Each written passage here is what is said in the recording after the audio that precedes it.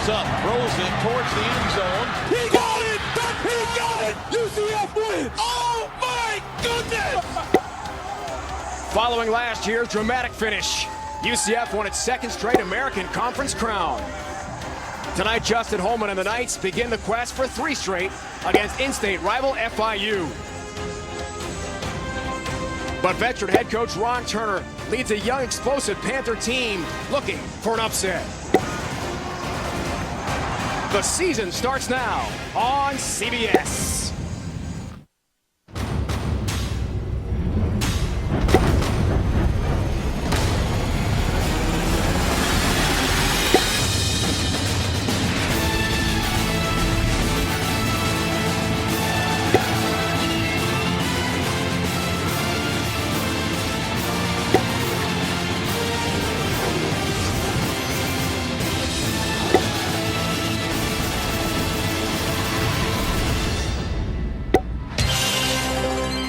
You're watching opening night of college football on CBS Sports Network, presented by Geico.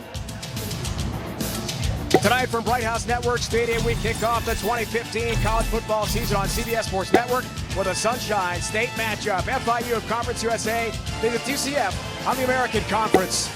We have a great Labor Day weekend of college football for you on CBS Sports Network and CBS. Later tonight, we're headed to New Orleans for Duke, Tulane, then Colorado, the Pac-12, visits Hawaii to the Mountain West. Tomorrow, Army West Point will take on Fordham. 4 games come your way Saturday, capped off by Louisville, Auburn on CBS. Hello again, everyone. Welcome to Orlando. It's great to have you with us. This is Dave Ryan alongside Corey Chavis, former Vanderbilt star defensive back, played 11 years in the NFL. Lauren Gardner joins us on the sideline in a moment. Corey, all those season openers, what's it like for a player? Well, you know what, Dave? A lot of times you hear butterflies is the word. For me, it was like a wasp nest. As you are buzzing inside, you could not wait to get started, and these guys have to be excited tonight. Well, excited, certainly the fans here in Orlando about UCF and the recent success of the night program. 31-9, 3 bowl appearances over the last 3 years for Coach George O'Leary. 15-1 in the American. Only loss was to UConn last year on the road. 3 straight regular season conference titles, including their last year in Conference USA. And of course, who can forget the 2014 Fiesta Bowl championship led by Blake Bortles. But now, partner, it's Justin Holman's team. It is, and he did the spectacular very well last year. This season, he has to execute the mundane, the little things that keep drives alive. For me, Dave, I think that's the next step in his development. Big strength, FIU has got to be the defense. They had 6 defensive touchdowns last year, second best in the nation. And Richard Leonard, their cornerback, he's a D-back like he used to be, maybe the best player on the field tonight. Hey, no question about it. And I think when it comes down to it, he really gets it done in the return game. They can move him inside to nickel, and he has instincts outside. Really a special player. Justin Holman is back, but his receivers are not. Lauren Gardner, how will UCF adjust to all the loss at the skill position? Well, Dave, how about this? The Knights come into this season as the only school in the FBS without a senior at a skill position, which of course brings up the issue of leadership. And speaking with both players and coaches over this past week, they all pointed to their second-year quarterback, Justin Holman, who they've all said has matured dramatically over this past offseason. And guys, I watched him during pregame warm-ups. He looked very confident, and it seems as if his offense has bought into their new leader. But Dave, just like Coach O'Leary told us yesterday, there are a lot of questions surrounding this young team, and the only way to answer that is to go out there and play under the lights, boys. We can't wait, Lauren. UCF, led by George O'Leary, 4 league titles here in Orlando, 2 in Conference USA, 2 in the American. His 81 wins, second most in Knight history. FIU coached by Ron Turner, 3rd season. He was the Big Ten Coach of the Year back at Illinois in 2001. Long resume being an assistant coach in the NFL as well. Last job, the Buccaneers quarterbacks coach. It's the bounce house. It's loud, it's hot, it's Orlando in early September. Feels like 95. And as usual, this time of night, chance for thunderstorms. Jordan Akins will receive the kick here. Austin Taylor kicks off for the Panthers. Underway, 2015 college football season on CBS Sports Network. Had a great return right off the hop for UCF. Travius Wilson on the run back. Time now for the Chick-fil-A starting lineup.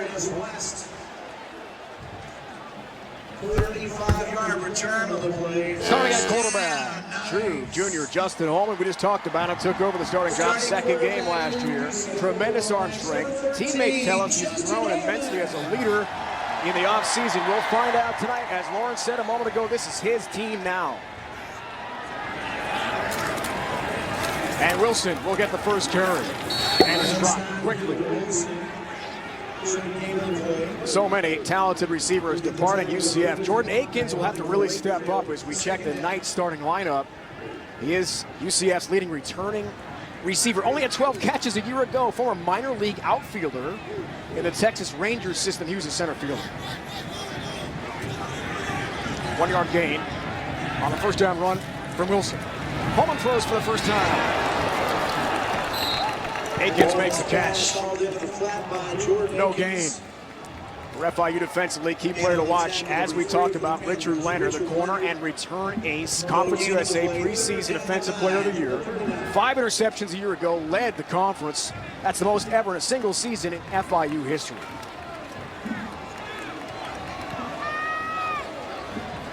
Nice start defensively for the visitors here.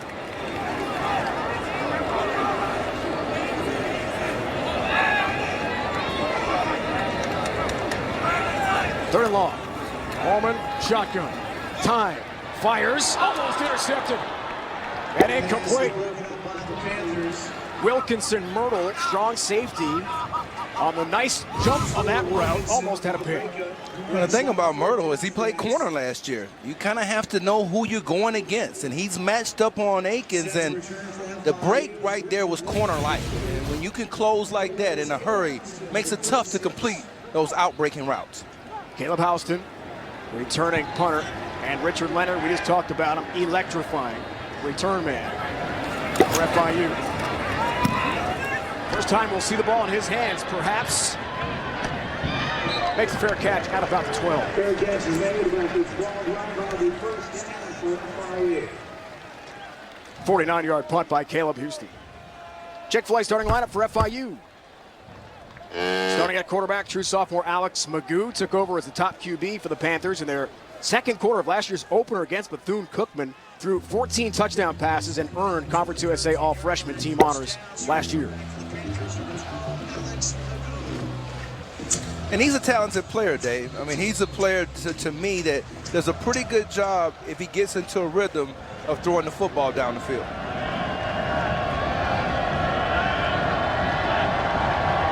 First play from scrimmage, FIU this year. And Magoo keeps. Takes a nice move and scampers out of bounds outside the 15-yard line. Starting lineup offensively for the Panthers. Top target got to be Jonnu Smith. Led all FBS tight ends last year. 8 touchdown catches. That's also an FIU single-season record. He has a catch in 24 straight games. A dangerous player for FIU. Second and 5. Sprint right and throwing a move. Complete pass there to Clinton Taylor, a senior from Miami.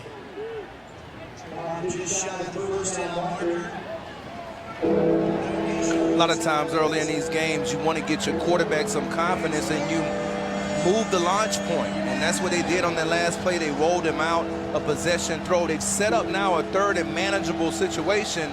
Don't be surprised if they just run it right here with Samuel. First big play of the game tonight. Anton Samuel off left tackle. Drives the legs forward, does get a first down. Gets to the 25, gain of 3. Samuel ran for 582 yards a year ago. He and Alex Gardner, the top 2 running backs, each have the same amount of yards. And there was a good block inside that time by Michael Montero. They've been expecting a lot from him. He opened up that hole. Here's Magoo on first down. Jonnu Smith, first touch. Drags tacklers forward a couple yards. About a 2-yard pickup there for Jonnu Smith on his first reception. Preseason Conference USA pick for good reason. And they try to get him the ball a number of different ways. The bubble screens, they flex him a lot away from the line of scrimmage. UCF defensively, so many departed stars. The entire secondary has graduated, gone off to the NFL. Thomas Niles, key player watch. Here's second down. Powerful run off left tackle. Anton Samuel had 5 touchdown runs a year ago. That time you got a pretty good feel by Maurice Russell and also Shaquan Burkett, who's a good player in space. Now they got him in a situation where they excelled last year. They were 38th in the nation in third down defense. And they run a combination of different things, but they know what they're doing on this down. This is where Magoo has to execute.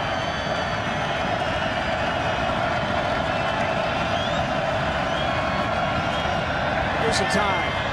Fires. And the connection close to first down yardage. Anton Samuel out of the backfield makes the catch. Last year he only had 1 catch for 3 yards the entire season. That's a gain of 4. It's enough for a first down. Chains move again. And I like the fact that they're involving him early in the game. Late in the season last year, he really came on the last 3 games of the year. And when he was at Bowling Green, using a different type of role than he's been used so far at FIU.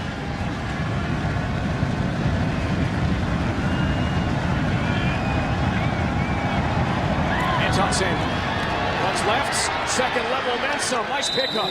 Mark Rucker finally drags him down from behind with a nice ankle tackle. Otherwise, Anton Samuel might still be running, gain of 10. And it's the left side of that offensive line. Aaron Nilsson doing a good job of the turnout block along with Jago Joseph. And both of those guys are going to be important the rest of the night and afternoon. Samuel so far, partner, featured back for FIU. See a lot of Alex Gardner tonight as well, true sophomore. Magoo changes the play. Close left. Quick hit, quick gainer again. Thomas Owens makes the catch, sophomore from Boynton Beach, Florida. He's a sophomore and had no catches last year. A lot like UCF, Corey, FIU does not return a lot in terms of receiver production. They don't. They're dependent on Clinton Taylor, number 5, to be a leader for them. They need Owens and Turner to make plays down the field. Gain of 5, second down. Knight shows some pressure. And whistles our first flag of the game, and we'll have a false start. False start. Offense, number 80. 5-yard penalty. Remains second down. Daniel Gautreau is our referee tonight. We have a Conference USA officiating crew. 5 yards for the second down and 10 for the 45.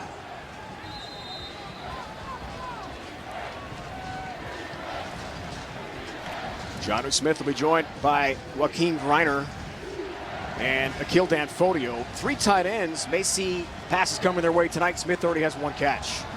It's a key area for FIU. Second down. Gardner in the game for the first time. Magoo chased right by Niles. Throws on the move. And has Owens. Thomas Owens across the 45-yard line down to about the 43. Chains will move. Gain of 12 for the Panthers.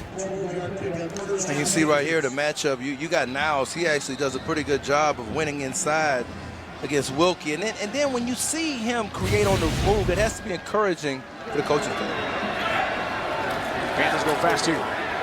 Play fake. Pump fake. Magoo flush right, throws in the move, in traffic, teacher's throw. Looking there for Greiner, incomplete near the 40. A lot of traffic there.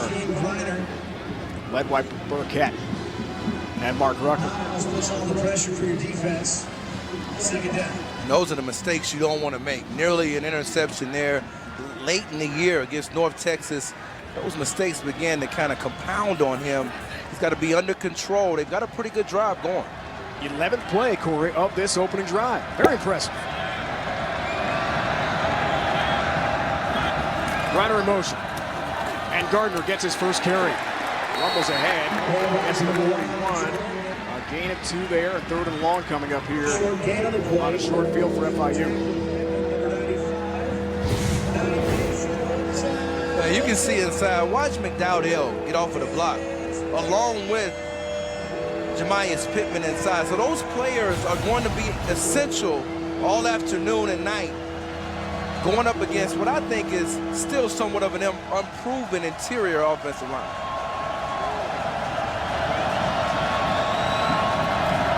Third down. Magoo for Gardner. Screenplay. Steps out of one tackle. Through traffic. Spins out of others. Still on his feet. How about Alex Gardner? A tremendous second and third effort. Inside the 15-yard line, down to about the 14. Gain of 27, first down FIU. Man, do a good job of setting it up, and then watch the lineman get out. You got a pretty good block immediately by Aaron Nielsen. Then you get a missed tackle by Drico Johnson, then another spin move off another missed tackle. It's an electric player. You have to wrap him up. Here's first down. Samuel rumbles left and dives ahead for a gain of 2. Keep in mind, the UCF secondary all new from a year ago. Tonight's Red Zone being brought to you by Verizon. Last year, 48.5% with touchdowns. Way below the national average. Close to the bottom of the 125 FBS teams. Well, get it to this guy right here, though. You get it to him, Jonnu Smith, and I think you'll get that average up. Let's look out for him here, partner. Fade, end zone, Owens. Overthrown incomplete. DJ Killings on coverage. Step for step there with Thomas Owens. And Killings did a good job of taking away the outside shoulder. And that's the thing that Owens has to prove, is that he can get off the press.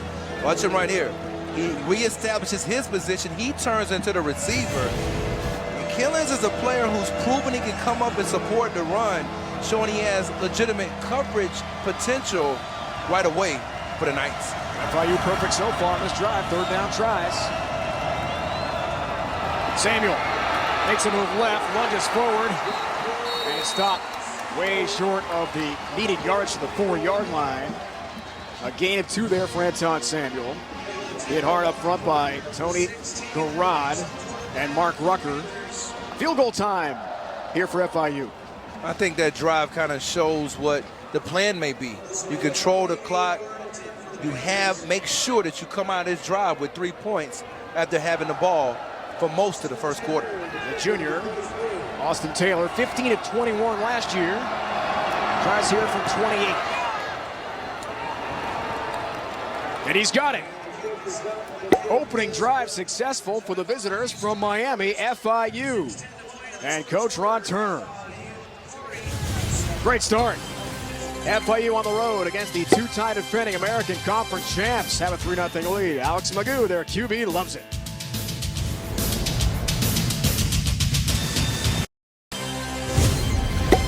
College football on CBS Sports Network is being brought to you by Geico. 15 minutes could save you 15% or more on car insurance. By Cooper Tires. Life's a road trip. Come on, let's go. And by Verizon. One plan, 4 sizes. The simple way to get the best network. Good look at the Knight statue outside Bright House Network Stadium here in Orlando. 44,000 plus this stadium holds. Great crowd here tonight. 8 passes, 7 runs, Corey, on the scoring drive. Impressive play on the conversion by Alex Gardner, the sophomore. He missed the last 4 games of last season with a broken foot. He missed a lot of time, but you know how electric he's been. And I mean, last year, the big game against Marshall, over 100 yards. If he hadn't gotten hurt, you might not have seen that late season run from Samuel. You get both of those guys back, it's a pretty impressive 1-2 punch. Pretty amazing. They each had 582 yards rushing. Yeah, right. I've never seen that before. Same team, same stat. Taylor, fresh off the field goal, will kick to Akins. He is the returning stud for UCF. Didn't touch it last time. It was Wilson who gets the return again. Don Travius from his 4. Looks for room left. Smacked down at about the 30-yard line. When we come back, Justin Holman for the second time this season will try to lead the Knights to a touchdown. Early, FIU has a lead. Unforgettable game last year, December 4th, Greenville, North Carolina. Justin Hardy put East Carolina up late against UCF. But Rashad Perryman, the Hail Mary from Justin Holman at the gun. And UCF wins 32-30. The reaction by Coach O'Leary, priceless. He couldn't believe it. Tri-champs in the American, along with Memphis and Cincinnati a year ago. Justin Holman looks for success on drive number 2 of the season. Lauren, what are you seeing down there from the junior quarterback? Well, we all talked about him stepping up as a leader. That was really the consensus amongst his fellow teammates and, of course, coaches. And it was Danny Barrett, the QB coach, that actually controlled that huddle during the FIU drive. And Holman was actually very quiet. He had a few things to say to his receivers, and then they got up and they watched the rest of the Panthers drive, but they seem very composed at this point. And Barrett, he's been a leader himself as a CFL superstar, so Holman has to take control at some point. Here's first down. Wilson featured back. Dontravius spins forward. Has a nice pickup. Finally dragged down by Anthony Wentz, sophomore from Homestead, Florida, near Miami. All-Conference USA freshman team member. Last year, gain of 9 for Wilson. And a good start for him. He had a big kickoff return to start the game. If they can get him into a rhythm, you bring Stan back in after him, and that could pose problems.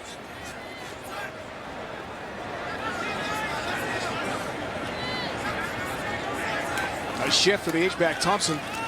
Wilson on second down. Powers through traffic and does have the first down. It's the 42-yard line, gain of 3. Dontravius Wilson, second leading rusher for the Knights a year ago. Ran for 347 yards and 3 touchdowns. Stanback had 10 touchdown runs and just under 700 yards. So if you're UCF, Corey, at least the run game attack is back from last year. Yeah, and that gives you some encouragement to set up some of the play-action passes. Akins in motion. Screen to Jordan Akins. Secures and gets across the 45-yard line to about 46. So what did they lose from a year ago? Rashad Perryman, 26 pick, first round of the Ravens, 50 catches. Rennell Speedy Hall had 49 catches. Josh Reese had 39 and 6 touchdowns. J.J. Wharton had 36 catches and 5 touchdowns. Perryman, 19.5 yards a catch, the most ever in UCF history. I mean, that is production, Corey, all gone from last year. So Akins is the guy. Has to be the guy this year. Wilson navigates and gets to about the 46-yard line. Can Jordan Akins take over, Corey, in your mind, as a top receiver?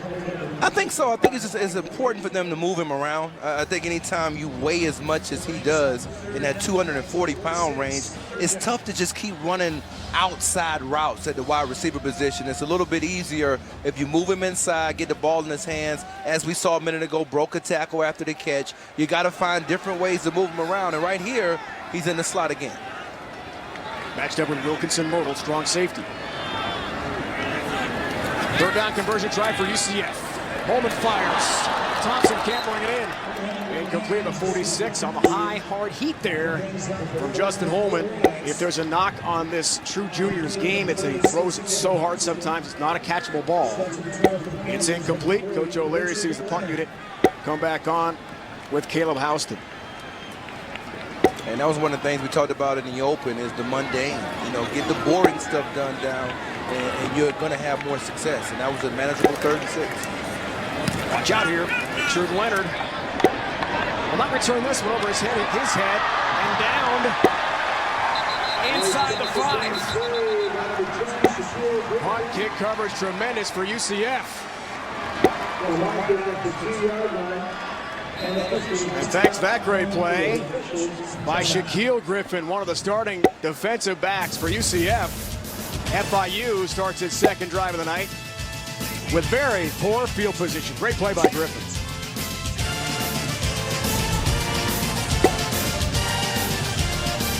On the history of FIU football, first season in 2002, they broke to the FBS level in 05. Got the first win that year against FAMU, which is FCS team.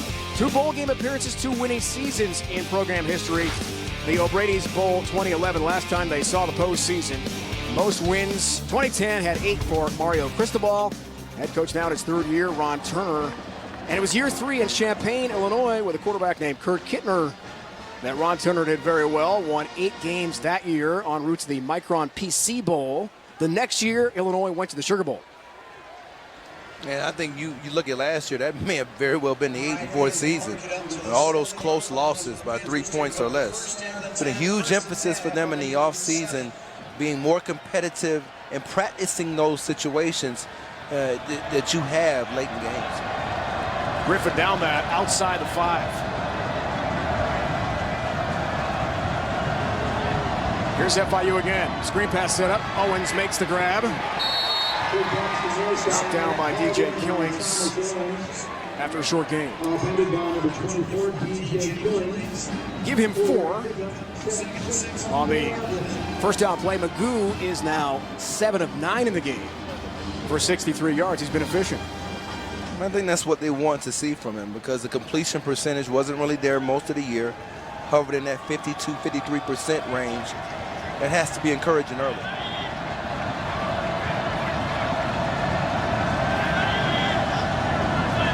Dennis Turner, motion man. Alex Gardner will run. Room left for Gardner. Breaks some tackles. Lost the football as well. Picked up.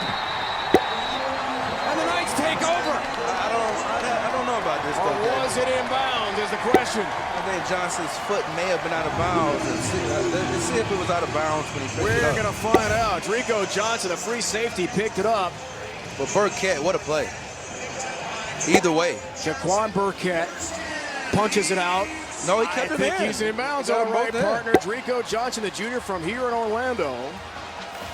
And we'll see if the replay official in the press box with us would like another look. If not, play moves on here with Holman and UCF on a short field. That was some great balance from Johnson. Here's first down. Play fake to Wilson. Holman through traffic. Ball grabbed at about the 20-yard line. Catch made there by Traquan Smith. He's a redshirt freshman from Delray Beach, Florida. His first career catch. They're excited about him. I mean, when you talk about what he did last year on the scout team, I think anytime you can have success on the scout team, you earn the respect of your teammates. There you go. Scout team player of the year.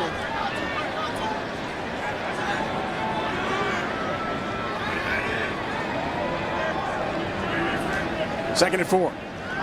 Dontravius Wilson looks for room, has some. First down, and then a couple extra yards for Dontravius Wilson. Running hard through traffic, pinballs around, and picks up 7 for a nice first down. Tackled by Anthony Wynn. They're having a lot of these runs to that tight end side. And that tight end for them is almost like an extra offensive tackle. And that time, I believe they ran behind Cal Bloom, 6'3", 264 pounds. Coach O'Leary loves those tight ends. Extra offensive linemen, as you talked about. Dontravius Wilson up the middle. Stacked up right away. May have lost a yard or a yard and a half. Good play up front made there. Darian Dyson, senior from New Orleans, had 4 tackles for loss last year for FIU. Sometimes you can kind of turn him, but it's really quick shooting gaps. So I saw an example of it in the last play. So loss of 2 officially, and second and 12.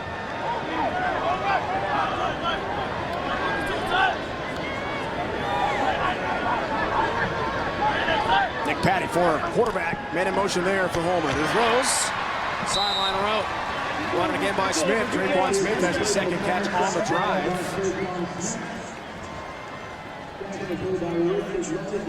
To about the 9-yard line, gain of 6. And what they're doing is isolating him actually on the backside against Richard Leonard. And he did a good job of breaking on the football, but I think they're continuing to get confidence for these younger players because they're going to play more of those outside roles that you think Akins will probably play. Most of this game so far, Akins has been aligned inside and not outside. Knights over 2 so far. Third down tries, big play here. Shotgun. Time. End zone. Caught. Touchdown! Jordan Akins makes the grab.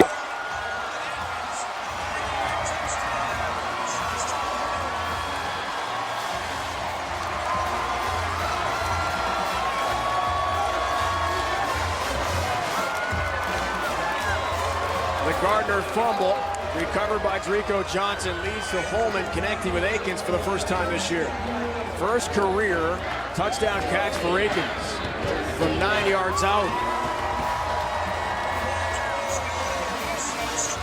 PAT successful. First touchdown of the season scored by the Panthers of the Knights. And the one thing you always want is to be able to run to the football. Drico Johnson does it. And what happens next? You end up getting the isolation matchup you're looking for with Jordan Akins, and it's 6.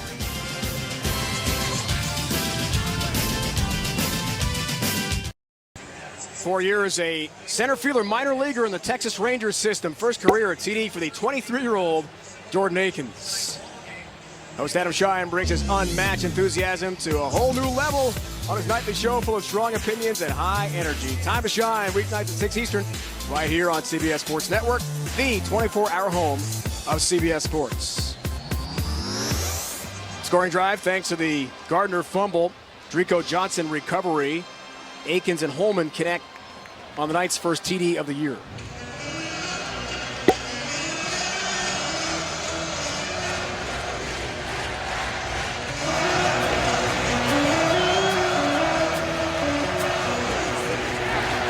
Just 16 seconds left first quarter here tonight from Orlando.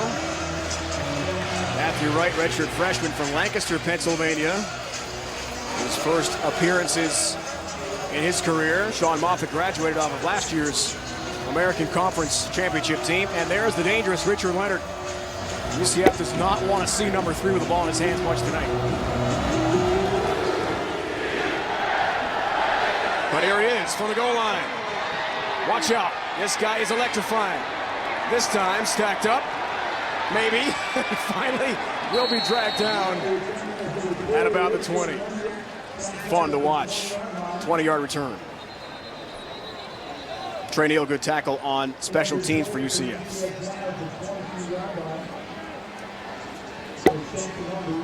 We do have an injury. DJ Killings is hurt. Starting defensive back for UCF. That's bad news. Yeah, he's starting the game off playing very well. I mean, you saw him with the pass defense in the end zone. He had a good break on the ball earlier. You can't afford to lose him. They've had a lot of losses in the secondary just through attrition, graduation. And he's replacing Jacoby Glenn maybe as the lockdown corner, either him or Shaquille Griffin. Jacoby Glenn left UCF after just 2 years. Was the American Conference Defensive Player of the Year last year. 7 interceptions for Glenn. En route to the NFL. Glenn, Jordan Orzerites, Brandon Alexander, Clayton Gathers, all departing from last year's starting secondary, and now Killings is banged up, and that does not look good. We'll hear from Lauren in a moment. Her observations on Killings. Oh, wow. At first I was thinking maybe a cramp or something, but it looked like he got hit directly on the knee. He's replaced by Jeremy Boykins, Jr. from Winter Park, Florida, in the Knights secondary. First down for Magoo and company. Play fake. Catch made by Joaquin Greiner. Snuffed out right away. No gain. Drico Johnson makes a great play. That's the end of the first quarter. 7-3, UCF leads FIU. We're watching opening night of college football on CBS Sports Network, presented by Geico.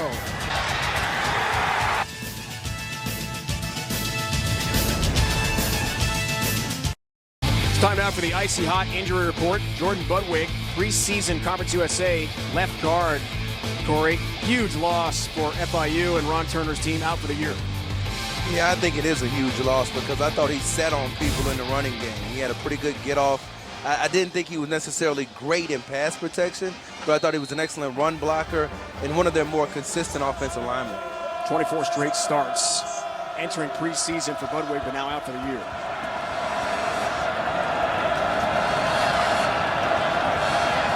Second quarter underway. Gardner runs right, hangs onto the rock this time, and leans forward. Gets to the 23-yard line. Shaquille Griffin, the redshirt junior from St. Petersburg, Florida. 13 games last year, makes the tackle. His twin brother Shaquem will see action tonight. And UCF has twins as well in the secondary, in Gerard and Jeremy Boykins. 2 sets of twins in the secondary for the Knights this year. I mean, have you ever heard of that? How many times have you had that in 20 years? Man, I'm ready. Here's third down. Slant. Owens makes the catch. Needs the 30 for the first down. All depends on the spot, which looks pretty good initially. Right at the 30. He was stopped by Shaquille Griffin. Gain of 7. Well, it's that extra effort, though. At the end of the play, that extra effort trying to get out of that ankle tackle, that 1 yard. And that's the difference between winning and losing football games. And I like what they've done with him early, getting him involved, and I think it'll pay dividends for them as you move forward. He's got 4 catches, Corey, already. He's a guy who had no catches in his career coming into the game tonight. Official timeout here.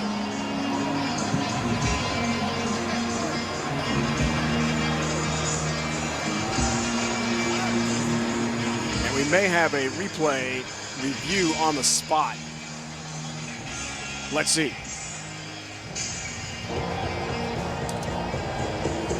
The previous play is under further review.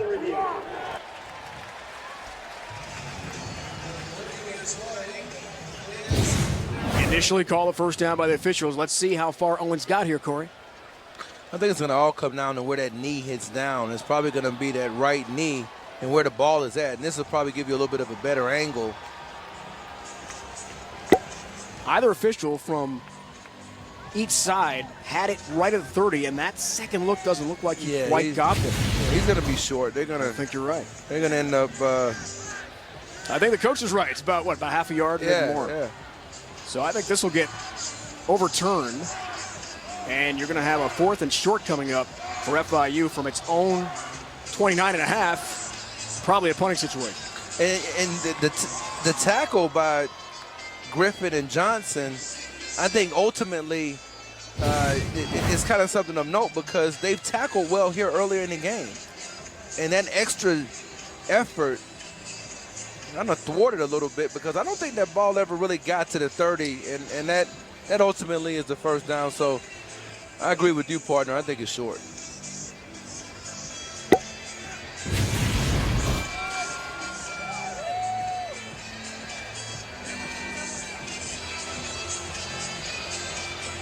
But if you look at where the ball is spotted now out here, Dave, if you look at it from that perspective, if that is in fact the first down where it's spotted now, then I think it's the correct spot. So if they're saying that the ball is spotted a little bit behind the 30-yard line, then I would think that they would still give it to him based on the spot that we saw on the replay. But if you're saying it has to get to the 30-yard line to be a first down, then I'm saying no. Taking another look here, Thomas Owens, the receiver for FIU, needed to be about an inch shy of the 30-yard line after Leonard's return at the end of the first quarter. Let's take one more look at it and see. Now, you said an inch. You think we can measure that up? Take a close, slow look at it here. The knees hit pretty much together, and the ball is well short. I don't think that's enough to overturn. Let's see. After further review, the runner was down prior to the line to gain. Oh, wow. It'll be 4th down 1-0 already. and a half a yard from the 29.5. We are going to keep a running tally on the season, and it's 1-0 Dave Ryan. Thank you. You got to trust your instincts, right? So as we expected, punting situation here for Ron Turner. No reason to take a chance. I'm in agreement with the coach here in a 7-3 game, opening night. No, there's no way you go for it there. I don't think so. Especially with momentum beginning to shift a little bit. Chris Ayers punts. Jordan Akins, the touchdown catch tonight to return. First-year Akins has been the return man on punts. That was the job of J.J. Warren for 4 years here in Orlando. Fair caught at the 29. And UCF will take over 1st and 10 when we return to Bright House Network Stadium in steamy Orlando. Well, one of the things we looked at this week in our eye vision, Dave, was touch. Justin Holman dropping in the bucket. That's one of the things he has to improve on this season. So we decided to do our own little experiment. And I tell you what, you and Lauren Gardner really showed exactly what you got to do to be able to have the touch. Lauren? Nailed it! LG, you were from 10 yards. I want to point that out. I was from 20, and there's Corey from 40 yards out. But Lauren, why you great got to come touch. at me like that? Great touch, Lauren. That was sweet. Well, Lauren got it. She dropped it in the bucket. That was her first try, by the way. It was. I was very impressed. Nobody knows that. It was the first try. Then she went out and ran the whole stadium. That we did not get on tape, the red face. Wow, it was hot here Don't want to yesterday. brag, though. It was the first try. It was hot. Those touch passes are tough, aren't they? Couple lefties out there. On first down, Dontravius Wilson. Stacked up right away. No gain that time. Wilkinson makes the play defensively. Up from his safety spot, Wilkinson Myrtle.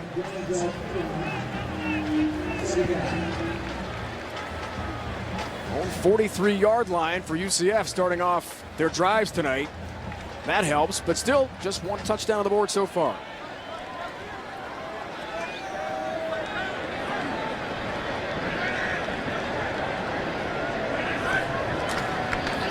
Here's second down. Cut back Wilson. Lunges ahead, gets across the 35-yard line, close to the 37. On a good pickup, gain of 7. Nico Gonzalez, true sophomore from Miramar, Florida, Miami area, makes the play. Well, look at that penetration right there. I mean, he's able to cut back off of the penetration from Michael Wakefield, excuse me. You know, when you have that kind of vision, that gives your coaches some confidence to be able to run those slant runs inside because they know you'll find those openings. Wakefield's a good one. Second team All-Conference USA last year. Here's third down. Holman fires. Catch and a first down. Chris Johnson makes the play. Redshirt sophomore in his first career gain. Has his first career catch. Gain of 7. Tackle made by Davison Coleman. One of the things I like that offensive coordinator Brent Key is doing early in the game is using a lot of bunch formations, and we'll show some of it later. It's allowing them to find some of the cracks in the armor of this defense. Schiffer Akins lines up at the tight end this time. And makes the catch over the middle. First down, then some. Jordan Akins drags tacklers inside the 40. All the way down to the 36-yard line. First down for UCF, gain of 20. Sophomore from McDonough, Georgia. 23 years old, Corey. Had a nice meeting with Jordan at the American Conference Media Days in Rhode Island this year. Talked to him this week as well. Third-round draft pick by the Rangers. Was a center fielder. Not a great batting average. 218. He told us he had trouble with a curveball. But once he came back to college football, he's done very well. Back in 2010, from the Atlanta area, he was a commit to UCF. Coach Allaire told us yesterday, short run there on the first down play by Wilson, that a lot of people in the high school who came out, Georgia fans, booed Jordan Akins because he's committed to UCF and not UGA. Yeah, well, you can't be surprised. I mean, one thing about Central Florida, UCF, they've done a great job recruiting the state of Georgia. Second down. Dontravius Wilson. Pile up pretty quickly. Trayvon Williams, middle linebacker junior from Miami's Norland High School. He had 50 tackles a year ago, second on the Panther team. They're doing a good job of rotating their defensive linemen. That time, it was an excellent job up front by Leonard Washington. You talked about Trayvon Williams. He's made the last 2 tackles. And now they're bringing in Furman Silva, another player who's going to add some pass rush variety here. This is what they want. Third and long. This is where this defense feasts. Silva, freshman at 6'2", 235. Young, athletic, quick team. Third down. Holman with flags down. Over the middle, Akins, Jordan Akins, touchdown, UCF! From 33 yards out. If it stands, a flag is down. Yeah, it'll stand. And again, it's Offsides. Akins inside. Defense, number 55. That penalty is declined. Touchdown. It was Mike Wayfield, defensive end for FIU, jumping early. Second touchdown catch of the night for Akins. As Matthew Wright, redshirt freshman, comes in for the PAT.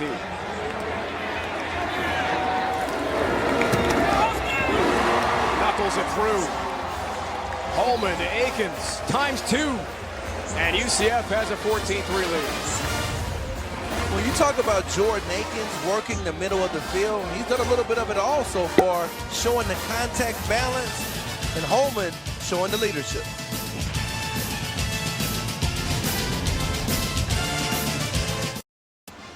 Tomorrow at 11 Eastern on CBS Sports Network, the steel gates fly open for the most unpredictable 8 seconds in sports. The PBR Built for Tough Series WinStar World Casino Invitational right here on the 24-hour home of CBS Sports. On the last touchdown, the one thing that kind of happened, Dave, is that you could kind of see Nico Gonzalez right here. He has a chance to make a play as Akins kind of bends it in right here. You know, you're going to see him. He keeps it a little bit straight, and as you see it develop after Wakefield's offside, you see how he kind of turns it outside away from him? He loses vision there, and that puts too much stress on the other safety to be able to make a play. So they had an opportunity, perhaps, to pick up somebody from the backside with a nice execution. Matthew Wright kicks off. Here's Richard Leonard. Yard deep in his end zone. Bounces off tacklers. Dropped shy of the 25-yard line. Back down to Lauren Gardner. What's happening with DJ Killings? Well, it was a scary moment when he went down in the last play in the first quarter. He was unable to leave the field under his own power. He went over to the training table. The athletic trainers and physicians looked at his left leg, the top of his shin, took off his shoe. Then they put it back on, and he walked off to the locker room with the orthopedic surgeon. He has not come back yet, guys. Tough loss, Lauren, certainly for Coach O'Leary and the UCF defense. Killings, the top returning defensive back for the Knights. First down for Magoo and company. Anton Samuel tries to shed tacklers and is pulled backwards. Thomas Niles in the mix as usual. So aggressive, so is free safety Drico Johnson, loss of 1. I have high hopes this year for Thomas Niles. Corey, we'll find out in our predictions throughout our broadcast tonight about top players in the American Conference. Well, he's definitely one of them. No. 7.5 sacks, 13 tackles for loss a year ago.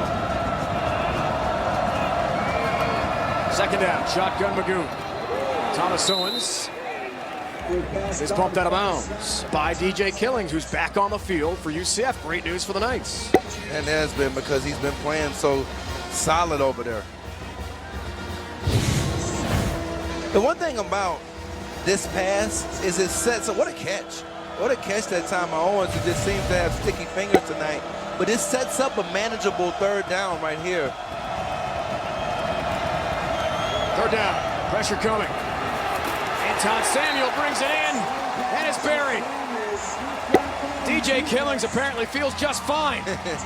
He jumps up from his cornerback spot and makes a big defensive play. Loss of 4, punt time for FIU. And there was also a pretty good play that time by Jemias Pittman, and those defensive linemen have to be the players when you have those screen passes to retrack and get out, and that's exactly what he did on that play. He's a very active player. Akins, 2 touchdowns already, to receive the punt. Wants his teammates to stay away from that one. Takes a nice Panther bounce. Out of bounds inside the 40, marked at the 35. And UCF already with a nice 14-3 lead here in the first half. Back on the field offensively when we return to Orlando. Now let's check out today's one-of-a-kind tradition brought to you by Dr. Pepper. Take a look at the 91 Aloha Bowl, where Coach O'Leary and Coach Turner went against each other for the first and only time, which is hard to believe. O'Leary, defensive line coach at Georgia Tech. Yellow Jackets edged the Cardinal 18-17. Turner was the quarterbacks coach for Stanford. Each outstanding careers in the NFL and college football. 133 wins for Coach O'Leary at Georgia Tech. And of course here at UCF, he's the second all-time winningest coach in Knights history. Two excellent offensive minds, one defensive mind really in George O'Leary, but just really great coaches. And Ron Turner, his brother. North Turner is also offensive coordinator of the Vikes. Both of those guys have had great careers. You went head-to-head with Ron Turner, Vikings Bears, right? Yeah, he came at me. I'll bet. First down.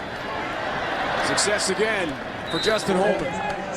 Akins has been busy in this first half. Couple of touchdown catches already for Jordan Akins. Now 6 catches and 68 yards. Anthony Witt makes the play offensive. And they wanted to get him involved. I mean, if you've got a talented player who runs in the, I don't know what it is, 4-4 range, you want to be able to see what he can do. And so far, he's more than made up for the loss of those receivers. Here's second down. Carry right, Dontrevious Wilson barrels forward and gets outside the 43-yard line, close to the 44. Needs the 45 for the first down. It's been all Wilson so far in the game. We have not seen William Stanback, the junior from Hempstead, Long Island, in the game at all tonight for UCF. Are you surprised by that? A little bit, but I think it has a lot to do with we don't see camp and what happens in camp. And you develop your mentality as a football team, as a coaching staff in camp. And apparently Wilson has embedded himself within the staff. Third and short. Wilson wants the marker and won't get it. He's smacked and sent backwards. Good play up front offensively by Trayvon Williams and Davison Coleman. A couple linebackers for the Panthers get to Wilson. Fourth down coming up. Yeah, I mean, when you look at him right there, watch how he kind of reads and reacts off of it. One of the things a linebacker has to do is fall back. He was able to almost kind of squeeze that gap, and as they open back up, you have to have the same vision as the running back. And he saw the hole before the running back there. That's why he made the play. Houston, throw punt to Leonard. It was so dangerous. Angle kick. Leonard grabs it inside the 10. Tiptoes the sideline for a moment before he goes out of bounds. And FIU again with tough field position. Good kick by Caleb Houston. 49 yards. 14-3 UCF. 14-3 Knights over the Panthers, and it's a hot and humid evening here in Orlando. I think it said it felt like 101 degrees with the heat and humidity index as I was coming to the field, but that doesn't really impact either of these two teams. In fact, the Panthers had a beach workout in the middle of July with the Navy SEALs. Their head strength and conditioning coach, Chad Smith, decided to think out of the box a little bit, and he set up this workout with some live Navy SEALs. They wanted to start at 5 a.m. The beaches didn't open up until 7 a.m., so they started out in 100-plus degree weather. They said it was a great team-building exercise, and it was really about the mindset of how you depend on one another. It sets a great example for what our nation's best does for our country, guys. No question, Lauren. Great workout. Team bonding for the Panthers. Magoo from his end zone. Incomplete, looks for turn near the 30-yard line. Another tough starting field position on this drive for FIU. And we spoke with Michael Wayfield about that Navy SEAL workout. He said, man, was that ever tough. But great to go through. Drive so far for FIU. What do you see there? I think the one thing that's shown up is that after that first drive, they haven't been able to convert on third downs. They started out 3 for 3 on third downs, and they've missed their last 3, coming up on second down now. Play fake. Good throws. Not much there at all. Jonnu Smith makes the catch, and he's slammed down right away. Jaquan Burkett, loss of 2. Gets to him immediately. Nothing Jonnu Smith could do. Third down coming up. Jaquan Burkett has been active all night. He's fast, and I think that's the one thing that this defense, to me, looks even a little bit faster than last year's unit so far. FIU does not have a first down partner since that opening drive. They went 16 plays and yielded their only points of the night. Third down. Magoo, time from the goal line. Owens makes the catch at the 15. Set down by Griffin. Shaquille Griffin makes the tackle. 3 yards shy of the first down marker. It'll be another punt situation for the Panthers. Their third straight 3-and-out. Good throw and catch, but you got to get past the first down marker when you're running that route. You can't cut short and then put yourself in this situation, because it was a good throw and catch, but you got to get past the first down marker. New punter in the game here. Chris Ayers had been handling punting duties. Now it's Stone Wilson, true freshman from Bradenton, Florida. For FIU, Aikens the deep man receiver. Wilson releases. Nice kick from the 4. Aikens from the 32. Makes one tackle and miss. He's a big man at 6'4", almost 240 pounds for a punt return man. Atypical. We knew he'd have a huge role with UCF this year, Corey, and he has been very active in this first half. 6 catches, 68 yards. His first 2 career touchdown grabs. Well, what do you see? Across the middle of the field, the one corner route that he ran for a touchdown. He was also aligned in the slot. They're moving him around, making it difficult for you to locate him. And you could even see it on this play right here. Watch where he lines up. He's going to line up if we get another view of it. Again, he's in the slot at the number 2 position. Play fake. Holman going to run this time. Justin Holman first down, a whole lot more. Scampers to about the 43 of FIU. Pick up a 15 yards for Justin Holman. Well, you see them lose contain. And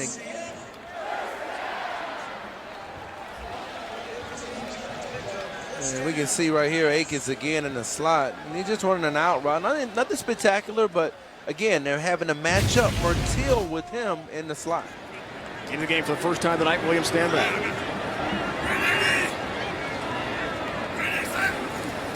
All-American Conference performer last year. Play fake to him. Wakefield off the edge. Pressure, ball loose, recovered by UCF. Michael Wakefield all over quarterback Justin Holman. And Tyler Hudanik, the true freshman from Harmony, Pennsylvania, near Pittsburgh, recovers the fumble. Well, you can see what ends up happening. He actually gets around Tyler Hudanik, and he uses the slap down maneuver and gets underneath. And that's what he does. He forced 4 fumbles a year ago. That's one of the things this defense does. That time they didn't recover, among the leaders last year in forcing those turnovers.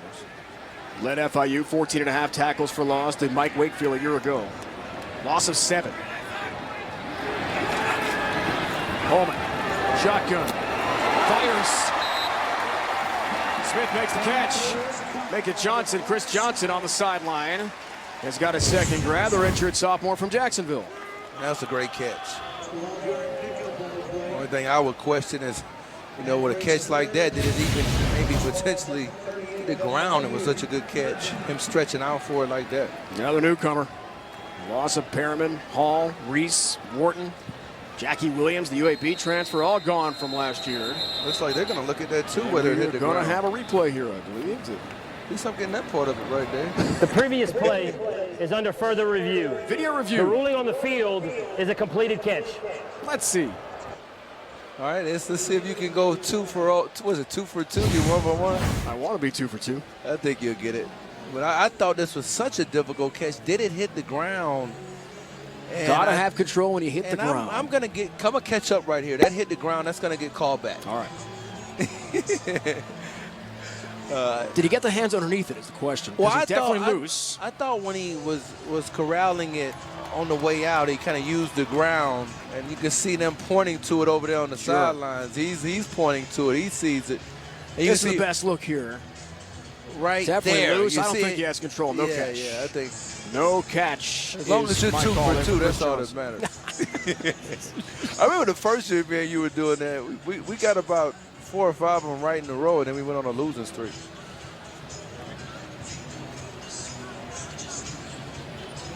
Here's the call. After further review, the ruling on the field stands. Wow. 3rd down.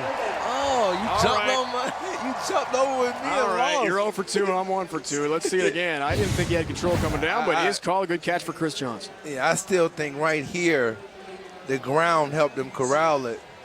He didn't really have the hands underneath, but maybe not enough definitive evidence up top to overturn what was already ruled a catch on the field. Johnson's first career game tonight. Yet another newcomer, key player, skill position for UCF. So it's third down. Coleman over the middle. Knocked around. Intended initially for Nick Patty. And Johnson almost made the catch on the deflection. Trayvon Williams helps break it up. Leonard involved too. Lots of players in that exchange. Fourth down. A lot of heat on that ball here from Holman. Yeah, these are the passes that make it so difficult. They're bringing some pressure, and then you got good coverage from T.J. Mutcherson, the transfer from Iowa State. And they almost come back, and another player gets his hands on the ball, as you mentioned. Caleb Houston has done a great job of punting the football and keeping it away from Leonard so far, directional punting. Houston kicking. Directional punt again, trying to keep it out of the hands of the dynamic Richard Leonard. Fair caught at the 9, and that's where FIU takes over. Coming up on the Verizon Halftime Report, Brent Stover, Rick Neuheisel.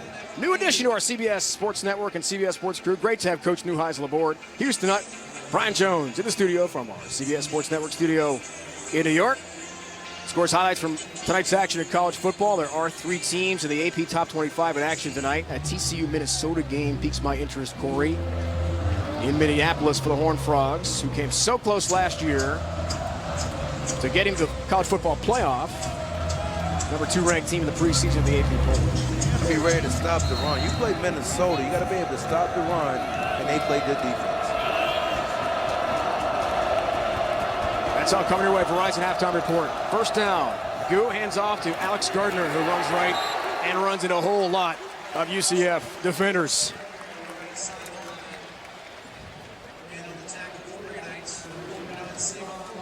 Savon Lowry makes the play defensively. Partner, first time he's made a tackle tonight. And I was interested to see him play. You know, he went to First Coast High School and a lot of production at the prep level. 3 timeouts for FIU, but running on the first down play. I think Coach Turner wants to get in the locker room here down 14-3. Here's second down. Magoo scampers, trouble, end zone, fires off the back foot. Owens closest to it. Burkett on coverage against Thomas Owens. A lot of pressure. Jameis Pittman sends Magoo down hard. There is no foul for intentional grounding. The quarterback was outside the tackle box.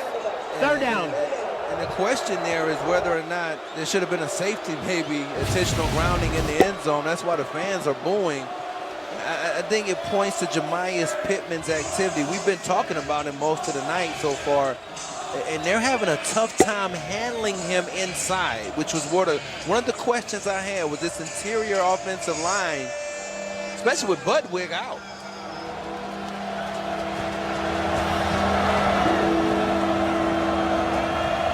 Jam-packed student section right behind Magoo here. Third down, gonna be Gardner. Makes one tackle miss. Alex Gardner, nice speed, second level, and then some. Does have an FIU first down. Darts outside the 25-yard line down to the 27.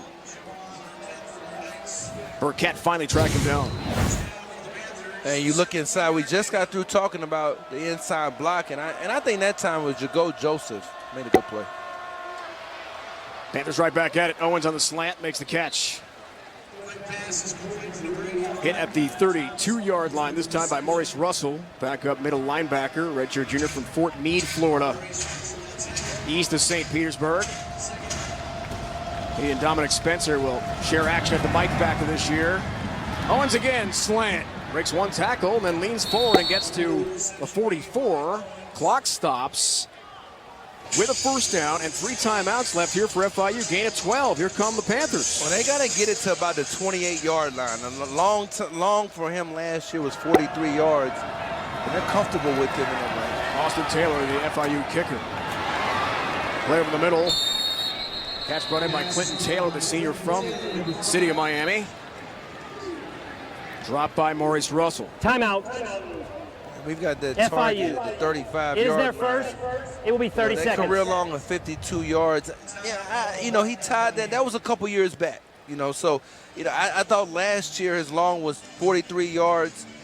He's only not really a big leg guy. In fact, out of 55 kickoffs last year, only 6 touchbacks. So the comfort zone for them, I think, is a 25 to 28 yard line. Taylor hit from 28 yards out to open the scoring tonight for Coach Turner. Verizon halftime report is coming your way. Brent, Coach Nutt, Coach Neuheisel, BJ Brian Jones in the studio in New York. So much going on in college football opening weekend. We've got a triple header tonight on CBS Sports Network. Duke, Tulane, Colorado, Hawaii still to come. Brew the coffee. Get it ready. 1 a.m. kick tonight with Colorado, Hawaii. Second down. Magoo is throwing off the timeout.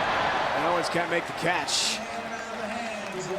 Shaquille Griffin was steps away there from Thomas Owens. Incomplete. Well, it's third down right here. 3rd down and 3. And you got to find a way to get the football to Janu Smith. He's been quiet for a while now. He's their threat. And maybe you move him around a little bit. I think this time they're going to flex him and put him in a slot. Let's see if they give him an opportunity right here to make a play. He's their big play stalwart. Only 1 catch for Janu Smith tonight. 3rd down. Going to be Alex Gardner, though. Sprints ahead toward the 45-yard line and does have enough for the 1st down. James will move here. Gain of 3. 30 seconds and counting, though. 2 timeouts left. There's another timeout. Got to use a timeout here, right? Yeah, well, I thought they made a mistake right there from a tactical perspective because they allowed 13 seconds to run off the clock before that timeout was called. If you're going to run that play. Clock operator, please reset the game clock There it goes. to 33 seconds. The clock will start on my whistle. I see what happened now. The clock continued to run, Dave. It was under 2 minutes, and the clock was supposed to stop until they respot the ball. So because it didn't, that's one of the reasons why they're putting the time back on the clock now. All right, 33 seconds officially. 2 timeouts. Shotgun, Magoo fires. Owens makes the catch. Killings. Burkett trying to strip the ball away. In the meantime, Owens wrestles forward for another 1st down. He got to about the 33-yard line. Gain of 12 there for Owens. 19 seconds to go and 2 timeouts remaining for FIU. Now you see the clock's back running again. They got to manage the clock well now. Here's Magoo.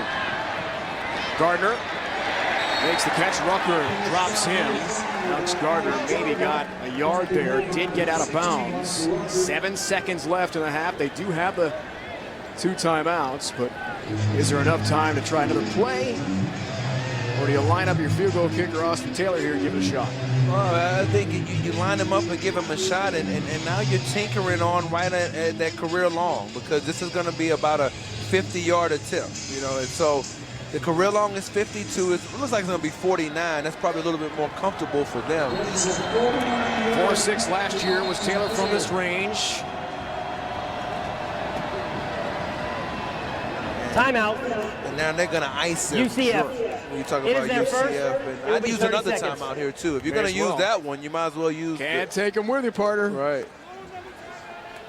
2 timeouts left for each team here. And Taylor last year, 4-6 from this range. Did not try a kick, Corey, beyond 50 yards a year ago. Yeah, and his career is 23 of 33 from field goals coming into the game tonight. Yeah, and he's got a compact 3-step approach, so you don't worry as much about whether or not it could get blocked. I think he does a pretty good job with the operation times. And I think now it comes back to what we were saying. They use that timeout, so they feel like maybe they can get it down, maybe get 1 quick completion. Interesting. Or maybe they want to place the ball in the middle of the field a little bit better for Taylor. Doing the offense back on the field. 7 seconds left. Let's see what happens here. Magoo's going to run. Gets to the middle of the field and quickly takes the knee and quickly calls a timeout. As Corey predicted, exactly middle of the field. Better angle here for Taylor coming up. FIU. It is their second. It will be 30 seconds. Loss of 1 officially on that play for Magoo. This is important, though, because it makes it a one-possession game if he makes this field goal. So I think the one thing that you want to make sure that you do more than anything else, Dave, is get a good hole, and that's going to be on Chris Ayers, the holder. He's got to do it. He's done a good job in the past of being able to get some holes down. Let's see if he can do this one. So the kick partner goes from 49 to 50 on the 1-yard loss by Magoo, but middle of the field, so better look at it, and a timeout call again by Timeout. Coach O'Leary. Not a lot of wind UCF. tonight. It is their second. It will be 30 seconds. So you're all for icing the kicker? The one thing, I'm more of your strategy when you talk about having the timeouts left from this distance, because, again, I think we did a good job when they showed the graphic, the long being 52. So you already know that it's in his head what his long is, and you're tinkering right on that range, and he didn't even attempt one over 50 last year. So I think you want to save these points and keep it a two-possession game. In this case, I do agree with the timeouts. Taylor's had a lot of time to think about this kick. Right. I mean, wow. Here we go. From 50. No good. Short, left, and knuckles wide. And that's it for the first half from Orlando. Knights lead 14-3. And I just think he got underneath it. He was thinking about making sure he got enough lift, because a lot of times when you want to drive the ball, you saw how low it was off of his foot, because when you're driving it from a longer distance, you've got to avoid the block. Lauren joined by Coach O'Leary. Well, Coach, a little bit of a chess match right there. How big was that missed kick for you guys? Well, I think it was big. We can't let them roam down the field like that. I thought we had some very soft coverage there, but offensively, we're getting some opportunities. We got to put that ball in the end zone. Early on in the first quarter, I heard you tell both your offense and your defense to stop standing around and start attacking. How do you think they responded? Well, I thought they were just waiting instead of attacking. I thought they went after. We're still not where we need to be offensive line-wise. I think they're still letting too much penetration come by, but hey, that's why we have halftime. Go make corrections. It's a young team, Coach. Thank you. Bye-bye. Lauren, Coach, thank you. And the first half, Coach O'Leary's team, in the first 30 minutes of 2015, a 14-3 lead on FIU of Conference USA. You're watching opening night of college football on CBS Sports Network, presented by Geico. Verizon Halftime Report is next.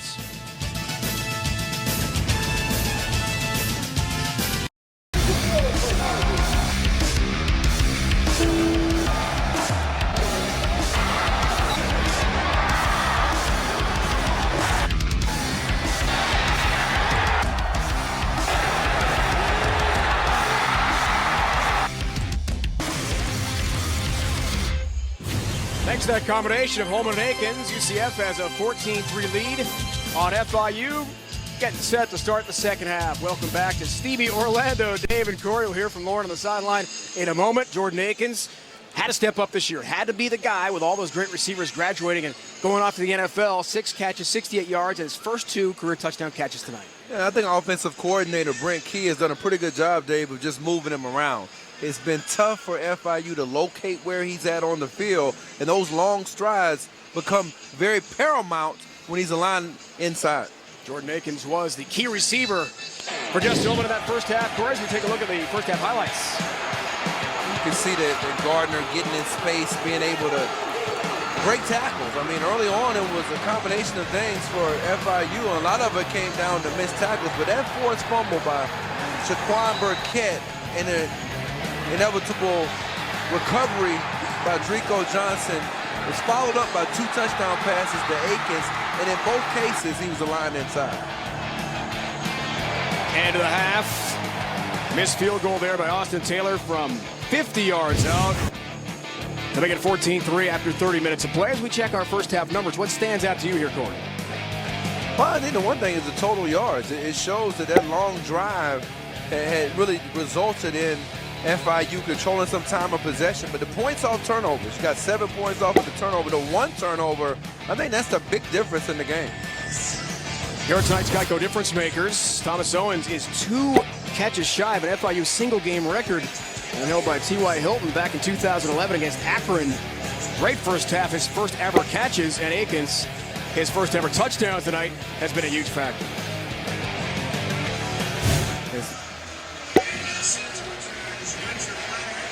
Question answered for Jordan Akins. Could he take over for all the tremendous receivers? The Knights lost off the 2014 team. So far, so good.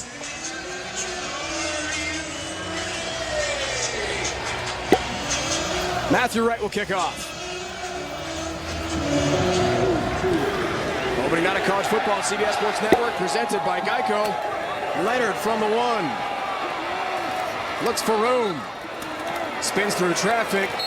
And dropped outside the 15. Back down to Lauren Gardner. Well, guys, I spoke with a smiling Ron Turner at the end of the halftime, and he said, look, I'm happy with the way my team is playing. We're in good shape. These guys are battling out there, but field position is definitely a point of emphasis. They've gotten the ball on their own 20 oftentimes in the first half. He said, we have to fix that. And then, of course, we could have done without that turnover. 11-play drive, Lauren, to end the first half for Coach Turner's team, but did not yield any points. 16-play drive led to the only points of the night, a field goal.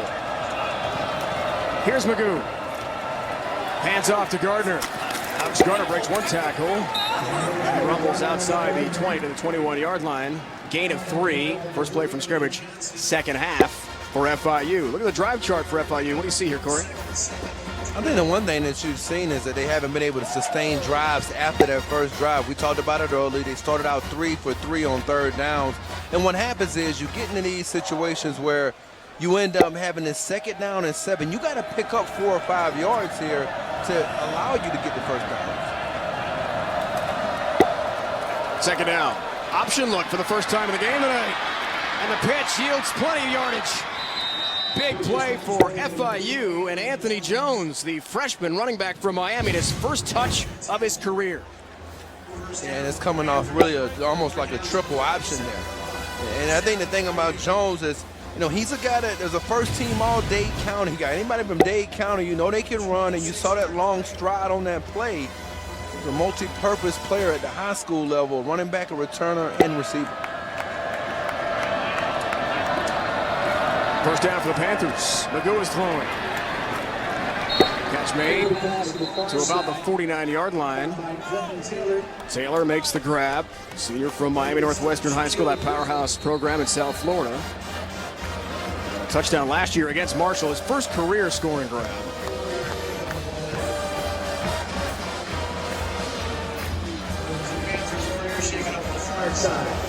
Mr. Clock Operator, please reset the game clock to 13 minutes and 46 seconds. Thank you.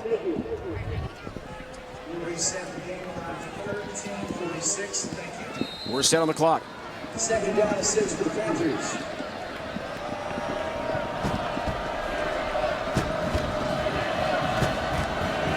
Samuel, feature back here. Gets the pitch. Anton Samuel looks for the edge. Not easy. Shaquille Griffin tracks him down and sends him out of bounds. The one thing that's been very difficult tonight for the Panthers has been running outside. And the reason is the corner support of the Knights defense. And it's been led by Griffin. He's done an excellent job in run support all night. And that takes a little bit of the air out of you if you can't break some of those big outside runs. Flags fly before third down can take place. False start coming. False start. Offense, number 78. 5-yard penalty. Remains third down. To go Joseph, left tackle, the junior from here in Orlando, Freedom High School, guilty party. Yeah, you can see that he got going a little bit early, but you can't have that from probably your most, one of your most experienced offensive linemen, a guy you're counting on, because now it's third down and 10. It's like you didn't even pick up a yard on your first 2 downs. That was just the second penalty of the ball game tonight, partner. Third down, pressure coming. Magoo flush right. The true sophomore going to run for that marker. He's bumped out of bounds. Close to it. Drico Johnson, the free safety, got there. And sent him into the FIU bench. He's wincing a bit in pain there as he meets with his coach, Ron Turner. Coach Turner calls all the offensive plays for FIU. Let's see him. The hit he takes. That's Johnson. And, you know, he's been, again, physical. Him and Griffin have been the physical presence for the secondary so far. Underrated mobility, though, for Magoo.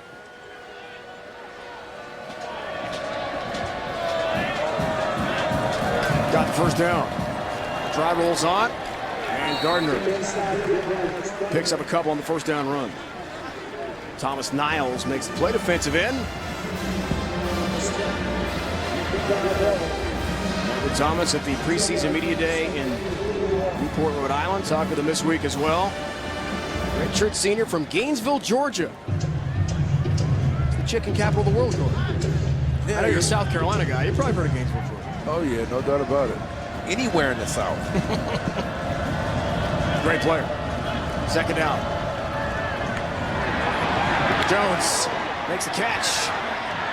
Breaks a tackle. Lunges ahead after a nice pickup. And the youngster, impressive. Well, he got here in the spring, right out of high school, you know, and all of a sudden he's passing the final exam because he made 4 UCF players miss, and there goes a 5th that nearly misses.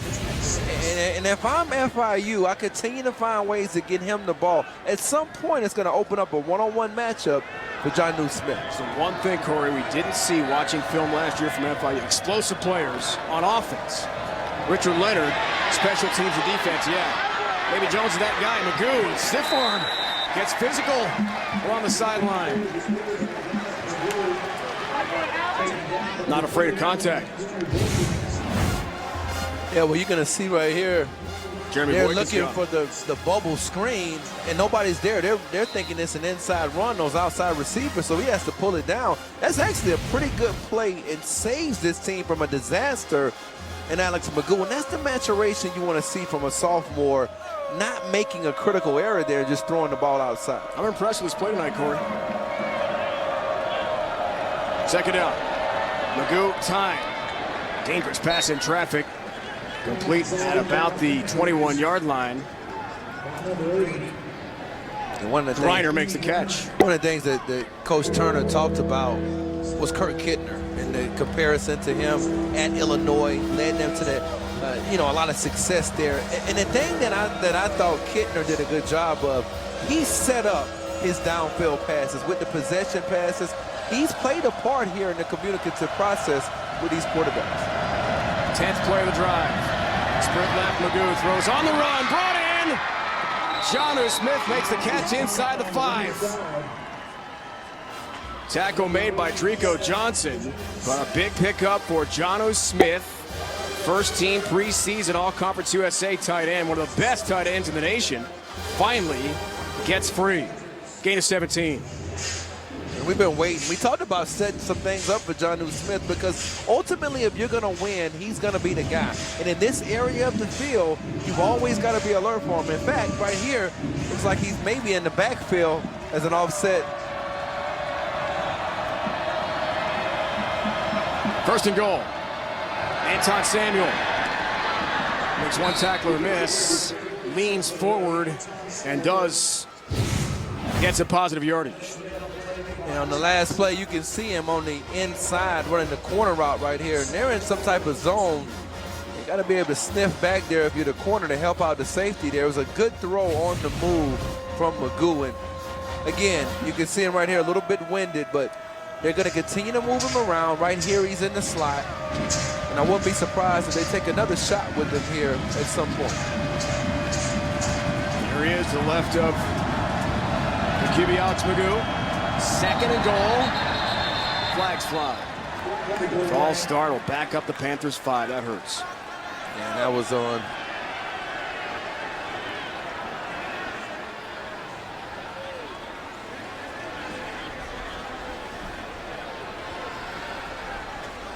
We're discussing that one. Might be Trenton Saunders, number 73. False start.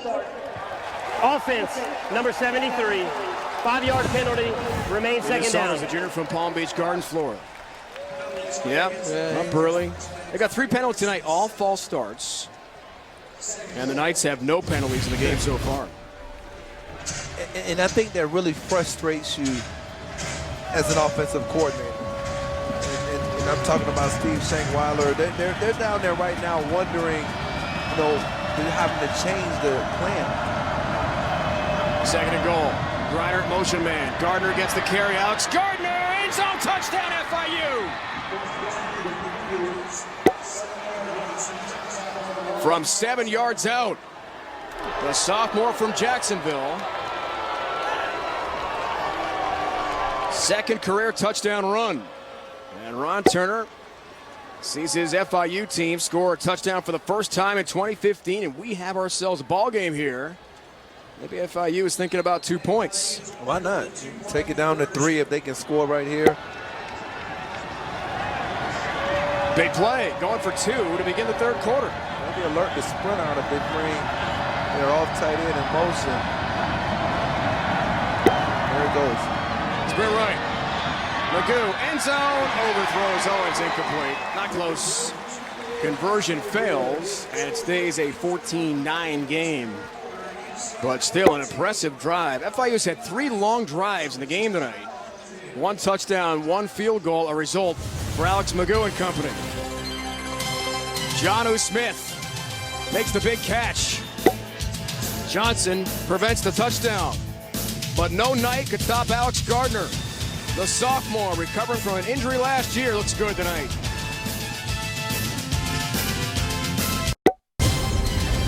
College football on CBS Sports Network is being brought to you by Chick-fil-A. We didn't invent the chicken, just the chicken sandwich. By Phillips 66. Proud to be here. And by Dr. Pepper. Dr. Pepper in college football. It's a one-of-a-kind tradition. Dr. Pepper, always one of a kind. Lake Eola, so emblematic of downtown Orlando, not far from the UCF campus, one of 100 lakes located in greater Orlando. The city beautiful. 14-9 game here. How do we get to this point, Corey? Oh, Michael Montero right here to center. Just take a look at him. He's going to pretty much just block their defensive lineman right here all the way out of the screen. And I mean, you're talking about sustaining a block. That is one of the better blocks that I've seen on a goal line play in quite some time. And it's all about leverage. Remember the track team, shot put and discus work coming through. Taylor kicks off. Wilson hit hard. Belted and sent down. 20, 11-yard return. Jeremiah McKinnon on special teams. Thunderous hit there. 14-9 game. Close one from Orlando tonight. Let's take a look at the Phillips 66 Scholar Athlete of the Week. It's Joey Grant, UCF grad student, starting center for the Knights from Apopka, Florida, right here in the greater Orlando area. Already 2 degrees, working on master's degrees as well here. Tremendous student athlete, and as you saw bottom of your screen, wants to be an NFL GM one day. We had a nice chat with Joey late last week. He told us, hey, only 32 jobs, but I want one of them one day. Would love to be in player personnel after I'm done playing myself in the National Football League. Really intelligent young man, and a nice conversation with Joey. Here come his Knights, suddenly in a 1-score game. Pullman over center this time. First down run play, stand back. Knights fans and players wanted a face mask call. Didn't see a flag down. Gonna be a loss of 1 of the first down run there. Richard Leonard from his quarterback spot came up to meet stand back. One thing that you'll see right there is that he definitely got the hands up. That's Mike Wakefield. Was that a penalty, Corey, in your mind? Yeah, it was. But, sometimes defenders get the benefit of the doubt. You got a few of those good calls, didn't you, in your day? Come on. No, I always win against me. Second down, play fake. Akins makes the catch. They're featuring Jordan Akins in many ways in this game.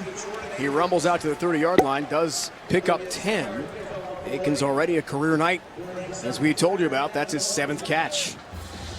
He was able to make the safety who moved from corner miss on that last play, and he's done a pretty good job of running after the catch. Getting a lot of hidden yardage. He's impressed me tonight.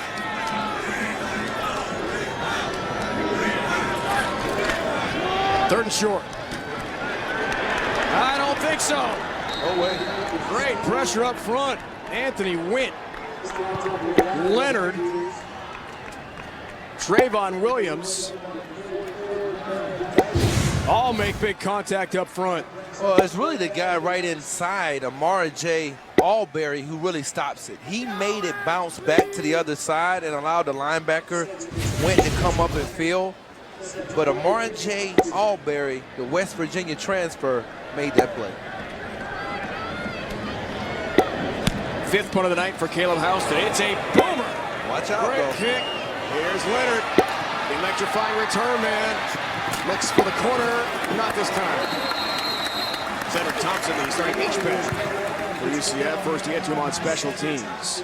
But Leonard and FIU take over. 14-9 game. We'll see what Alex Magoo and company do next. Night continues. College football on CBS Sports Network. 2 more games coming your way. We're just getting started here.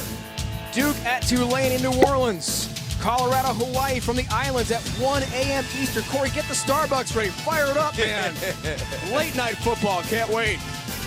American Conference predictions for Corey and I. I've got Cincinnati picked as a division winner and the eventual champ. I like Tom Herman and Houston. Very impressed with Coach Herman, the former Ohio State offensive coordinator, at the meetings this year. Hard not to be impressed with what he's been able to accomplish. I'm interested to see if Temple, with all those returning starters, can finally get over the hump. And I might lose my best team right here. FIU's coming. 1st down. Shotgun Magoo. Pressure comes. Gardner. Screen pass. Great pickup. Nice downfield block there for Thomas Owens. Helps bring Alex Gardner for 1st down yardage. Well, they're bringing a lot of heat from over here on the right side, and nobody was there in the flats to pick up. I don't know if it was a coverage bust, but nobody there to cover Gardner in the flats. And that's the 2nd and 3rd time we've seen him in space tonight, and certainly can get to top speed in a 5-yard burst. Gain of 12 their partner. Magoo is 24 of 29 for 168 yards. He has been efficient.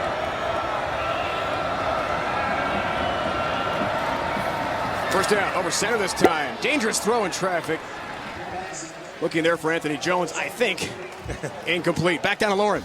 Well, guys, Coach O'Leary has been very hands-on with this young team this evening. He went over to his defense after that last FIU touchdown drive, and he said, guys, tackle. We can't grab the guy. You need to move your feet and tackle. You have no idea how many yards we lost by not tackling properly. And on the other side of the ball, number 7, Dontravius Wilson, running back for UCF, has been limping around on the sidelines, receiving attention from athletic trainers, had his left shoe off and back on. No word on his return. Such a key player, as we saw in that 1st half, Lauren. Brought all the carries for the Knights. On 2nd down. Looking there for Owens. And it falls incomplete at about the 37. 3rd down coming up. They'll sprint over to Coach Turner. Ron Turner, longtime offensive-minded coach, college and NFL level. And as the coach told us last week, he calls all the plays. He doesn't. You know, that has to disappoint him that last one, because Magoo checked into the hitch route on the outside, or checked into it, and then he just short hopped the ball. And you saw that on tape from him a little bit last year in spots. You talked about the accuracy tonight. He needs it right here.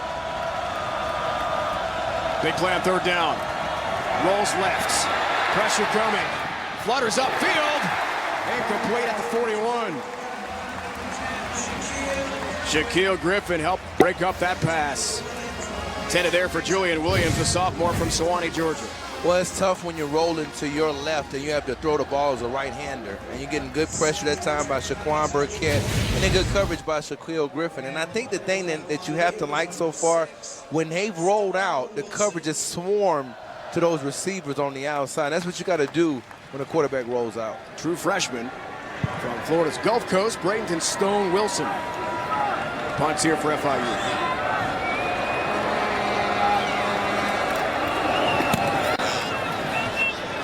Aikens on the return. Indicates for the fair catch. Makes the grab at the 21. There's a flag down. 46-yard punt, if it stands.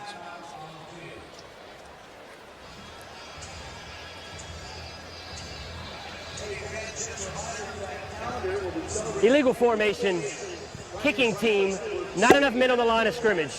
The penalty will be enforced from the end of the kick. First down, UCF. The call is complete.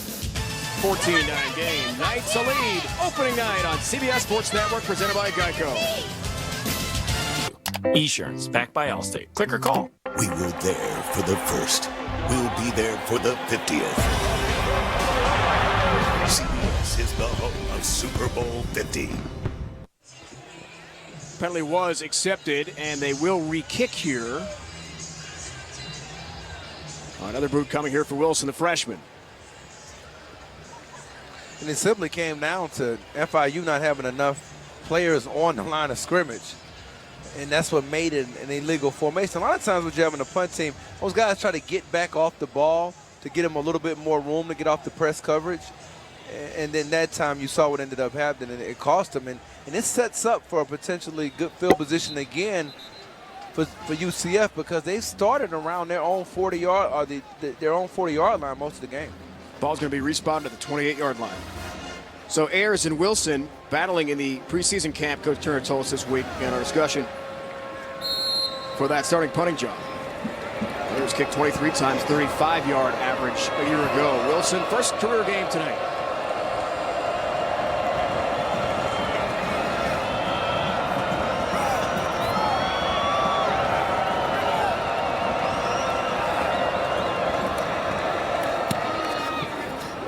Akins will receive the kick again. Again, it indicates for fair catch and grabs it at 26, so they gain 5 yards in field position in the exchange. Saturday, 3:30 Eastern, college football returns on CBS as Louisville takes on 6th-ranked Auburn. Chick-fil-A kickoff game. Georgia Dome in Atlanta. How about some predictions in the Southeastern Conference this year? I have got Georgia, and Nick Chubb ran for 1,500-plus yards for Mark Richt last year as a true freshman. I think the big question is Lambert, Grayson Lambert at quarterback. Is he going to be able to be a better quarterback than he was at Virginia? And I think that both of our sleeper teams are interesting. Jeremy Johnson takes over, quarterback at Auburn this year. Be fun to watch. A great season of the SEC on CBS. Leonard makes the tackle. And catch out to about the 41-yard line for UCF. Good throw made. Smith makes the catch. Had one catch in the first half, and there is an injured Panther. Gain of 15. And that does look like a cramp. But it's a hot, humid night, so you get some of that in the first game of the season, the first month of the season. At least that's what we hope. Right, never want to speculate on injuries. This looks like a position I've been in quite a bit. Oh, yeah, Jeremiah McKinnon, a senior from Miami Southridge High School. He's actually Richard Leonard's cousin. Talk about two good corners for Ron Turner's team. 37 tackles, a couple of picks, 5 passes broken up a year ago for FIU. Yep. Matt House, new defensive coordinator, ex-DC at Pitt, told us this week when we talked to them, Jeremiah, great instincts, looking for a big senior year. Now you can see him lock up a little bit to me right there. No doubt. And, you know, just, again, the heat out here kind of subsided a little bit, but you still got a little bit of humidity. Here's first down for UCF. Stanback runs right. Looks for room. Nice cutback. William Stanback.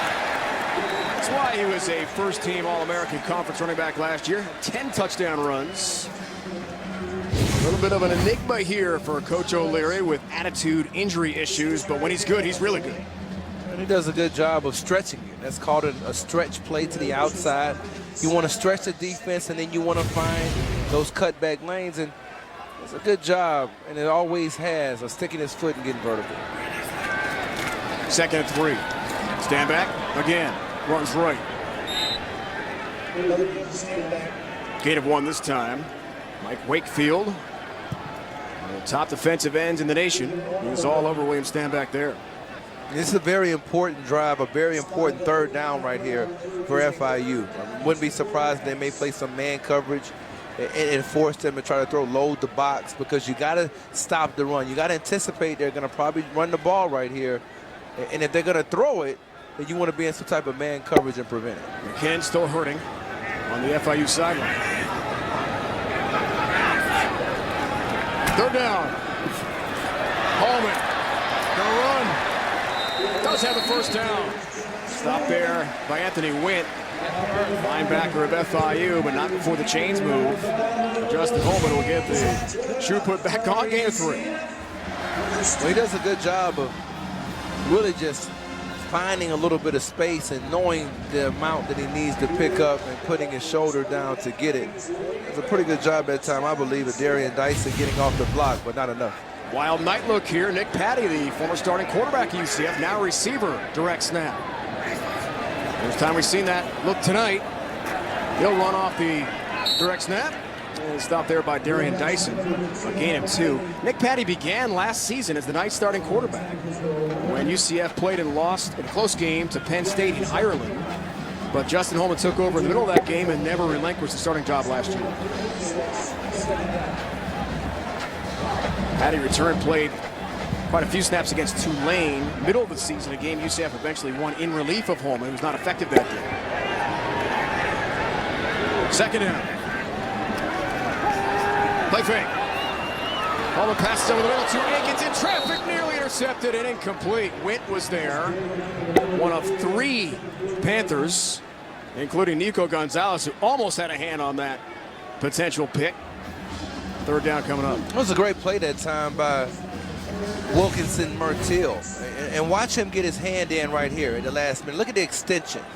6'1", 196 pounds, and a guy, again, who has no problems challenging Akins because he played the cornerback position a year ago.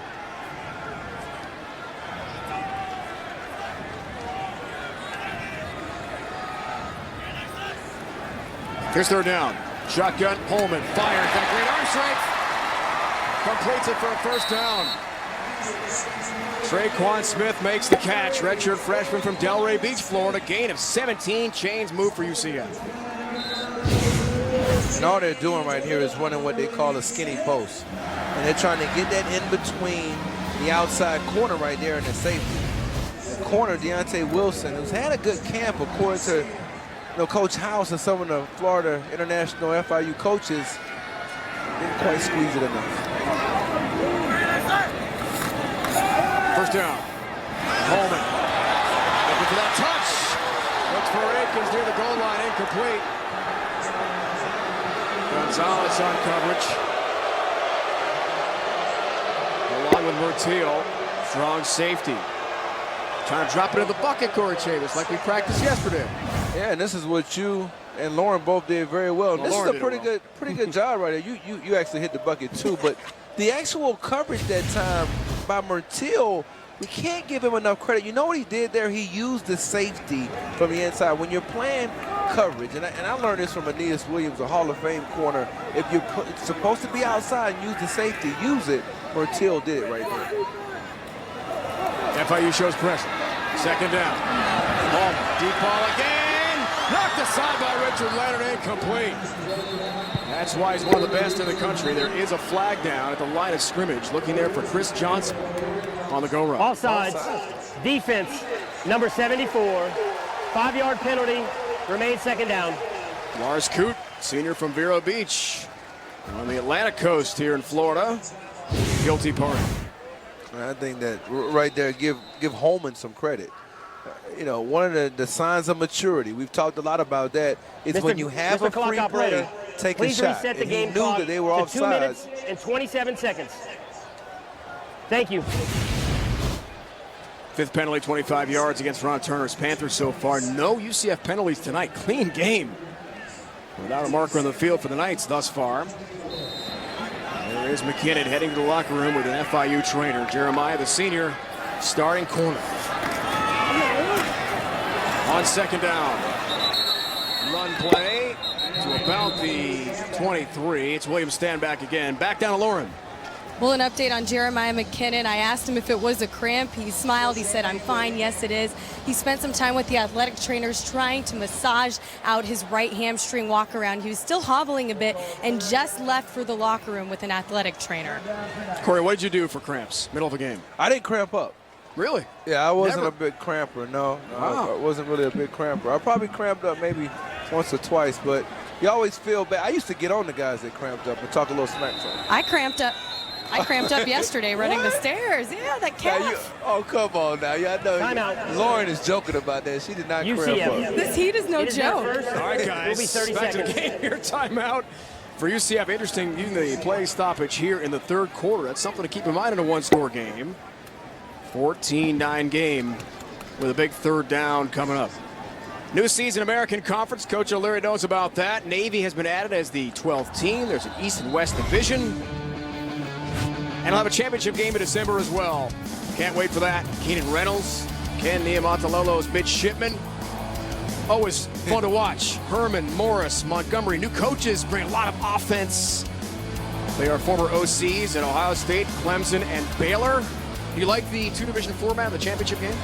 I think they needed it last year. I mean, I know there has to be a little bit of bitterness when you start to look at the three-way tie and everybody having a champion, a part of the championship. And right here, you know, UCF gets the one vote.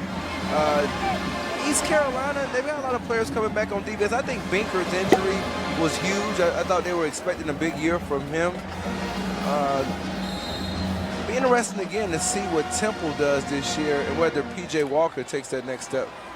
UConn opening its season tonight against Villanova, the SES. 6-0 Husky lead. Second quarter. We'll see UConn next week against Army.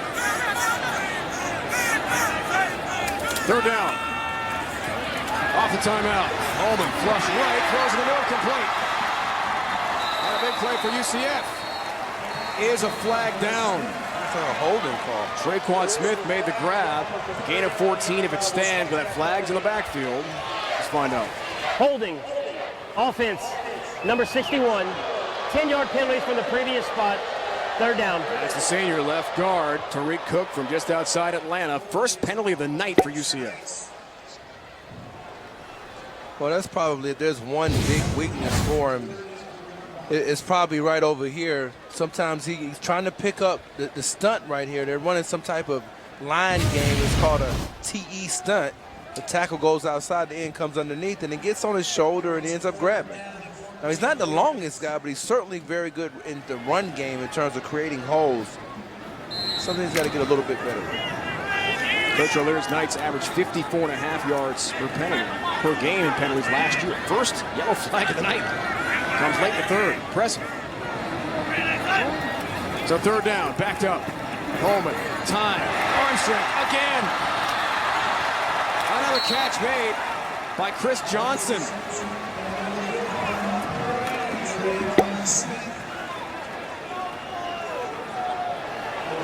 Gain of 13 to yard shy of the first down. That's the same route from earlier. Yeah, it's Smith. I'm sorry about that. Not. So this time it's a little Chris bit more Johnson. of a dig where he squares it in.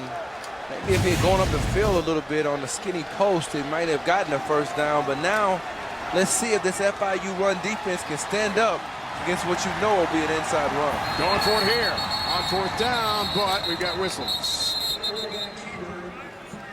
We may have a review. Prior to the snap, the previous play is under further review. All right, let's check it out. On the catch there by Traquan Smith. Okay.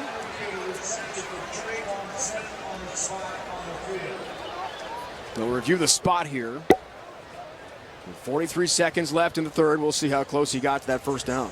And if you're UCF, you're disappointed that there was a stoppage in play because you seemed like you had the pace right there and you're going to pick up the first down, and then they stop you in the middle of a quarterback sneak. But right here, initial contact made by Gonzalez.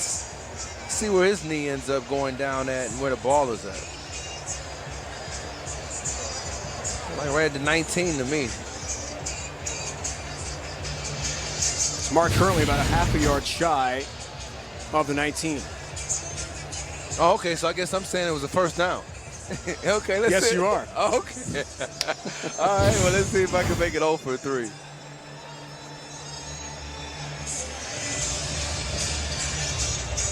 Sent backwards by Gonzalez initially, which makes it confusing. That right knee goes down. That right knee After was further review, the call on the field stands. 4th down. All right, so it is shy. A year ago, Knights were 52% at 13 of 25 on 4th down tries.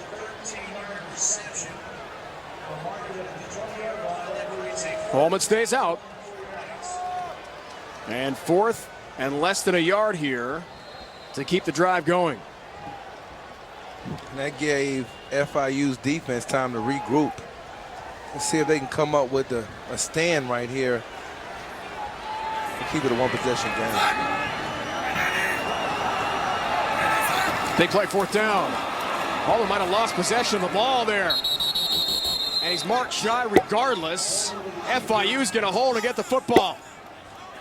Defensive stand for the Panthers in a 1-score game.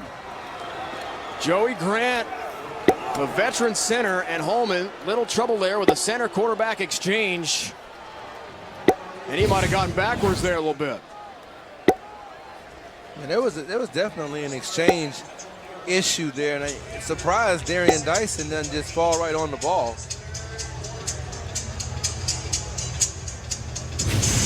Excellent job up front, I believe, of getting the type of push that you want to see in that type of situation. And one of the things Coach Turner talked about, put them in competitive situations during practice. It's all about situational football. Well, you saw a situation there that every team goes through in practice, 4th down, and they won. McGoo and company back on the field. Gardner has some room right. Powers ahead for a nice gain on 1st down.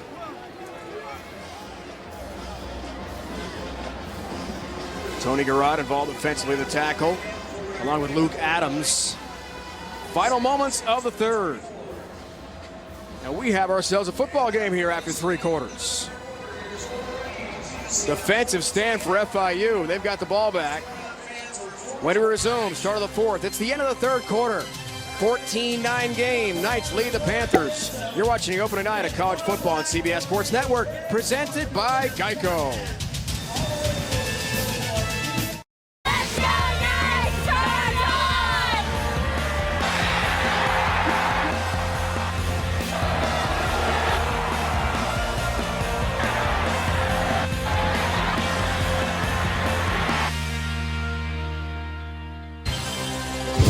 Gardner had the lone touchdown of the 3rd quarter for either team, trying to quiet the fans here at Bright House Network Stadium. 14-9 starting the 4th. Great weekend. CBS Sports Network, Duke, Tulane, Colorado, Hawaii, still to come tonight. Get ready. Tomorrow, Fordham against Army West Point, 7 Eastern from Mikey Stadium. Navy plays its first game of the American Conference against Colgate of the Patriot League on Saturday. And Corey's going to be heading to Tulsa for FAU against the Golden Hurricane in Coach Montgomery's debut on Saturday. Busy weekend for you, partner. I'm looking forward to it. 2nd down here. FIU and Magoo beginning the 4th. Pressure. Magoo steps up. True sophomore fires downfield. Complete. Griner makes the catch. Joaquin Griner. Loose. Big pickup close to the 30-yard line. Luke Adams finally tracked him down. Joaquin Griner, a huge pickup offensively for FIU.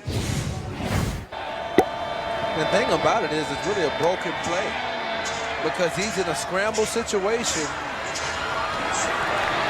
Finds it open. 47-yard gain. 1st down for Magoo, steps up again in traffic. Gardner makes the catch. Alex Gardner, the sprint toward the pylon. And Rico Johnson from his free safety spot eventually knocks him out of bounds. Another big pickup for FIU. And how about these upset-minded Panthers? Only 4-8 a year ago. 23-yard gain against the defending tri-champion of the American Conference, UCF. I like the way Magoo's creating within the pocket. You know, he's moving around, making subtle movements and finding the makeable throws. 26 of 34, 238 yards passing for Magoo so far. Gardner again dances through traffic, leans forward, and gets to about the 5-yard line of the 1st down run. Tonight's Red Zone being brought to you by Verizon. 2 for 2 so far tonight. Field goal kick by Taylor to begin scoring on the initial drive of 2015, and then the touchdown run by Gardner. I'm a firm believer that in these situations when you're on the road, you have to go to your senior leaders.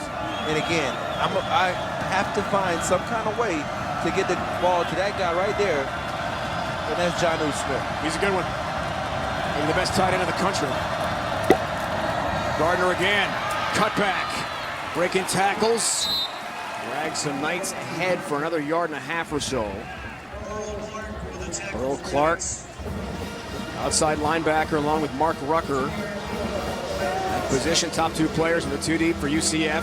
3rd and goal coming up here. And more importantly, we talked about Smith a minute ago. We had 8 touchdowns. He was their most productive player in this part of the field. He hasn't gotten a shot down here so far. Has been active tonight. He had 61 catches last year. On 3rd down. End zone touchdown for Griner. Joaquin Griner from 3 yards out. Quiets the bounce house.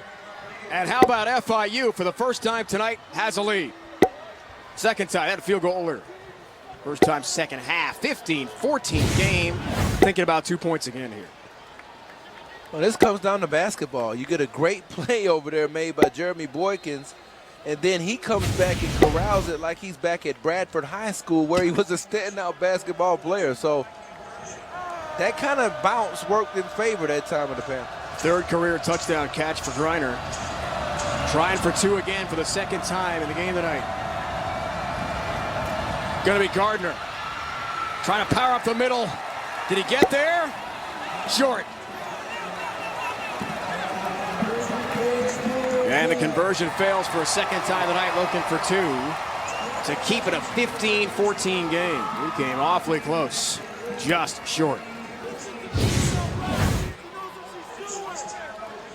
I think the one player who ends up making this play for UCF is Tony Gerard, number 93.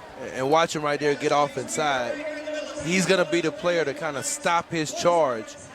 6'3", 298-pound sophomore. Excellent play. Great effort by Gerard out of Tampa, Florida. Stops Gardner on the 2-point conversion, but partner FIU's got a lead. They do, and sometimes it comes down to basketball, and I'll catch the tip, and there's the dunk for Griner.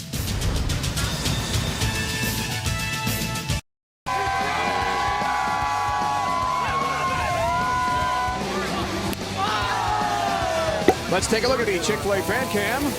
Wiffle ball, burgers. See the fans' reactions here in Orlando. They're a little happier earlier tonight. Great tailgating scene outside Bright House Network Stadium. Smiles blowing, though, right now to Joaquin Griner and FIU with a 1-point lead. They said, Dave, the coaches told us that he had the best camp of anyone on offense.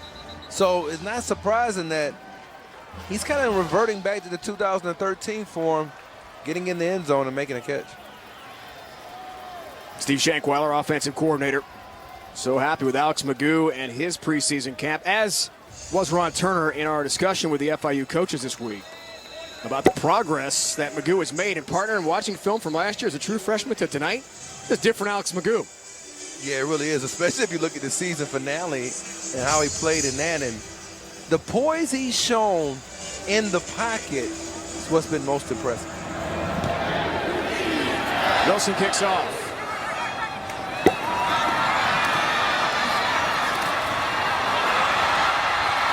Nice return outside the 30-yard line for UCF to about the 32-yard line.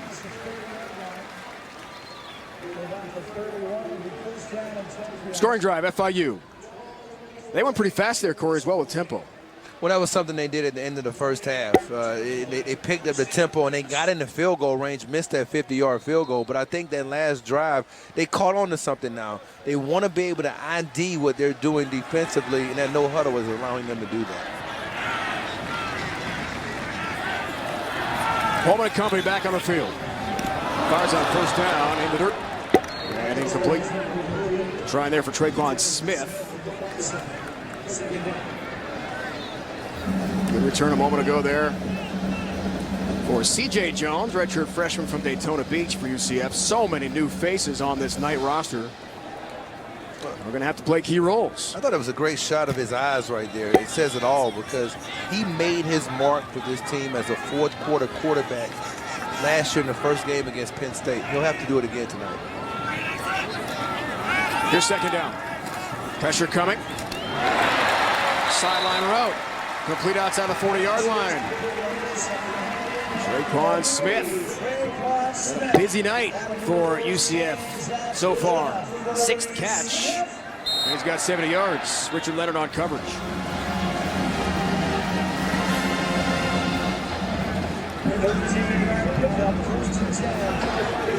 Brings a little energy back to the stadium. A little quiet here tonight. It's on first down. Stand back running and nothing doing at all. Set back hard. Trayvon Williams, middle linebacker, junior from Miami's Norland High School. Awesome. One thunderous hit by Trayvon. Wow. Got to him fast. And he had to hurry up and get there because Davis and Coleman was coming too. So they're racing to the ball now. Second down. Pressure. Holman delivers. Smith makes the catch in front of Leonard to the 45-yard line. Traquan Smith, good hands on that sideline route. He's been impressive tonight. You got to be a little bit careful of the placement on this football. Watch it to the inside shoulder right here. Leonard that has an opportunity there to make a break on it. He's got to get that ball to the outside shoulder. It's a little thing, but could come back to bite you if you continue to attack Leonard. Leonard had 5 picks last year, 2 pick sixes. Brilliant cornerback. Here's first down. Stand back. Powerful runner. Off right tackle. Not much there at all. Anthony Williams again involved in the tackle for FIU. And he's been active all night. I mean, you're talking about a player that runs to the football with passion. You know, occasionally he can be stymied inside by offensive guards climbing, but he stays square and keeps his shoulder pads in a position where, you know, he can do a good job of reading what's going on between the gaps. And he's a very good interior run defender.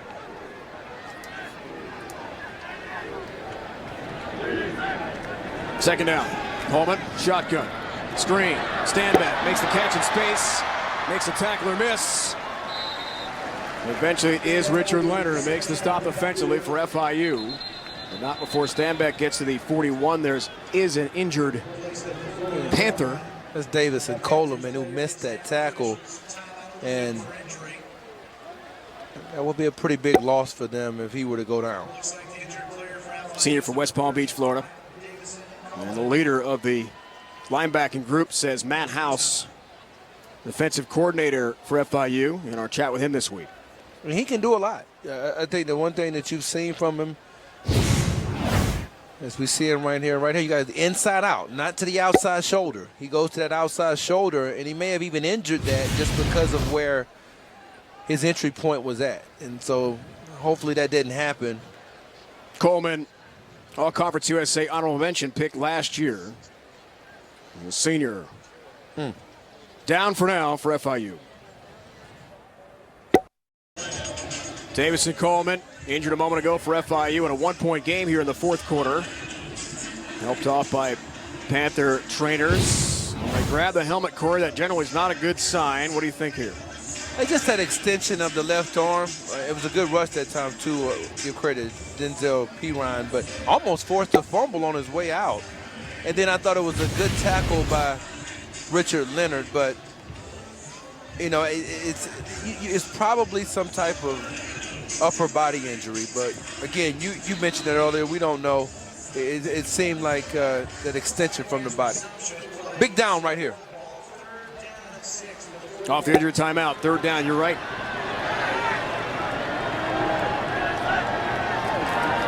Coleman. More pressure from Perine coming. Deep ball. Incomplete near the 10. Almost intercepted. You got to bring that one in if you're Mertil. He's had a really good night. And this is what you have to develop when you move back to safety. I had to make this move myself, Dave. You played corner your whole life, and now you have to move back off the hash. And judging the trajectory of the ball is a little bit different off the hash. Seemed to me like then on that last play, he just kind of mistimed his jump. UCF's got to be careful here, partner. Leonard back to return the punt. All-USA last year, defensive back and special teams. Houston punts here. It's never happened before in Conference USA history. Into the end zone. And a touchback. Thursday Night Football is back. Kicks off September 17th on CBS and NFL Network. The Denver Broncos will get it going. KC, both looking for primetime magic. Football starts here Thursday nights on CBS and NFL Network.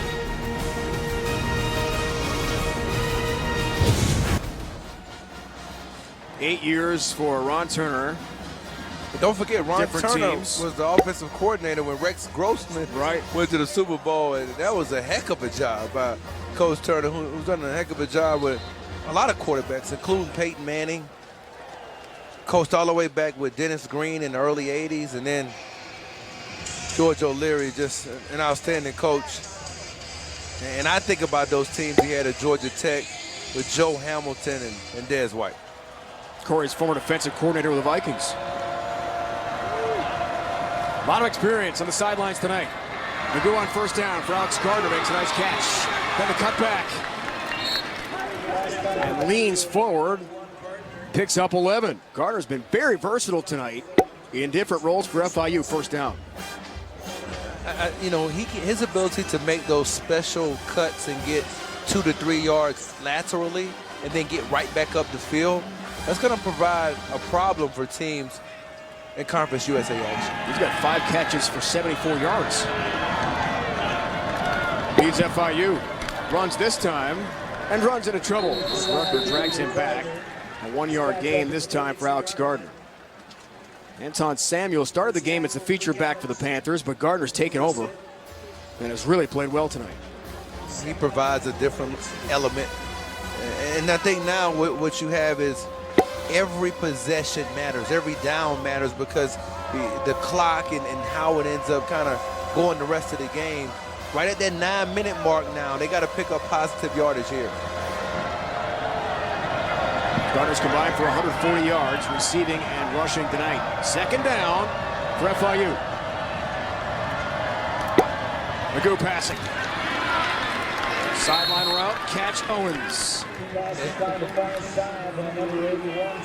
This was the best play of the game so far from McGoo. He made the check in the pre-snap. He saw that they were going to come with an all-out blitz, and then he went to the control on the outside, throwing another one to Thomas Owens. So earlier in the game, he saw that same blitz and he short hopped it. Now in the fourth quarter, executing. Puts them in a position here, Dave, to get a first down. One shy of the school record, held by current Indy Colts star T.Y. Hilton. Set back in 2011, big third down, and a flag flies. You can't make that mistake there if you're Saunders again. It looks like it may have been him, the right guard. A few false starts tonight. Let's see if it was him. It looked like he came off a little early. False start. Offense, number 73. 5-yard penalty. Sir. Remains third down. False start call of the night for FIU. And what you're trying to do right there, because you know you got some big bodies you're going against him, McDowdell inside, 300 plus, trying to get an early jump off the snap. Now it's back on McGoo to make a play.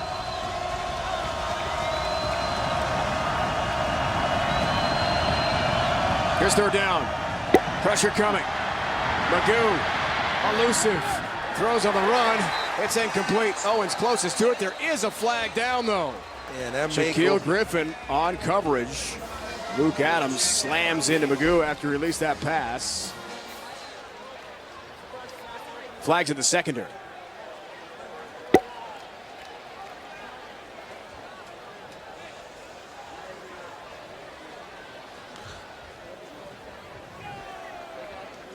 When you had the perfect play call on that time by defensive coordinator Chuck Bresnahan, blitzed him right up the A gap and forced him to move right.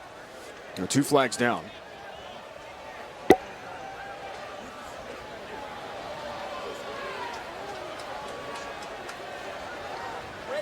41st year of coaching for Steve Shankweiler, offensive coordinator at FIU. And he talked about keep mixing the tempo up. They've done an excellent job of that tonight. And they've mixed it up with both run and pass. It's a very big call here. 2 flags are down, one at about the 39 and one at the 45. Well, one may be Near on the Shaquille Griffin. Pass, yeah, that pass was intended for Owens. Long debate here amongst the on-field officials.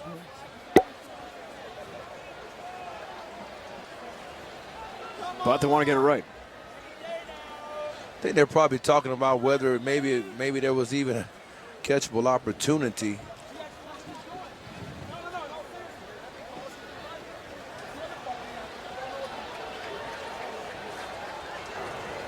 There are 2 fouls on the play against the offense. Really? Ineligible man downfield. Offense number 73. That penalty is declined. Pass interference. Offense number 81.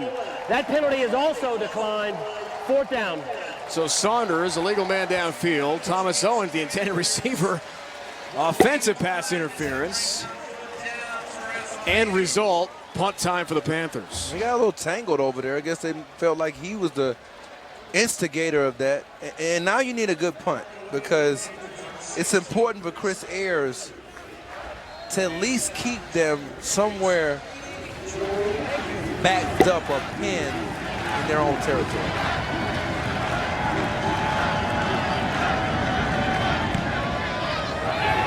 Nice kick. Akins indicates for the fair catch. Had some room there. Relatively inexperienced return man replacing 4-year starting punt return man J.J. Wharton. Sure was a good kick from Ayers. He and Wilson have punted together tonight. 47-yard boot. FIU by 1. Coming to the game tonight, we knew FIU's strength was defense. 35th total defense in the country a year ago. They had 6 defensive touchdowns, second best in the nation, and they've been tough tonight. They have, man. You can see this is a huge 4th down stop right there on a bad exchange.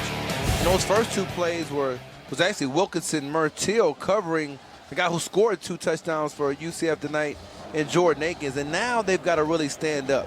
And it's going to be on the interior defensive line. They're going to get some run action here, and they're going to also have to defend the play action pass. That man right there, Trayvon Williams, number 52, he's been spectacular most of the night. They need their seniors to step up, starting with Michael Wakefield. Here's 1st down. Holman throws. Catch made, Traquan Smith. Outside the 30-yard line. Nice pickup, 1st down. UCF back down to Lauren. What's happening with Davison Coleman? He was in a tremendous amount of pain on the training table. They were undergoing some tests with his left hand and his arm. He couldn't even raise it to shoulder level. He was grimacing in pain. Guys, it took 3 members of the athletic staff to remove his jersey and shoulder pads. He has ice on it now, out for the evening. Oh, struggling. In pain, no question. Lauren, thanks for that. 1st and 10. Holman. Hit as he throws. Deep ball. Let it on coverage. Looking there for Smith. Deep downfield. Incomplete. Some heat coming there to the true junior quarterback out of Georgia, Justin Holman.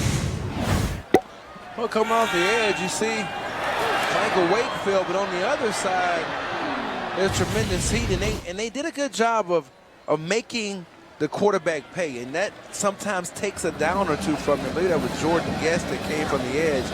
And he was the guy that was replacing Coleman. Number so far for Justin Holman. Year 2 as the UCF starter. Over center this time. Great arm strength. Perfect pass. Finds Akins. Thrown across the field. That is an NFL-type throw. And what you have is a very good size mismatch. 5'10", 178 pounds. Against 6'3", 240. And I think when you find those types of matchups and they're playing man coverage, you got to take advantage, particularly in the 4th quarter. That was over Mark Bruno, the redshirt freshman from Pembroke Pines, Florida, replacing Jeremiah McKinnon. Who's out injured earlier tonight.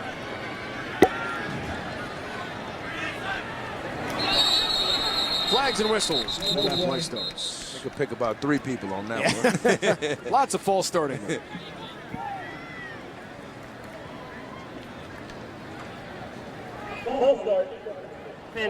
Number 70, 5-yard penalty, still first down. To right tackle Luke Palmer, redshirt freshman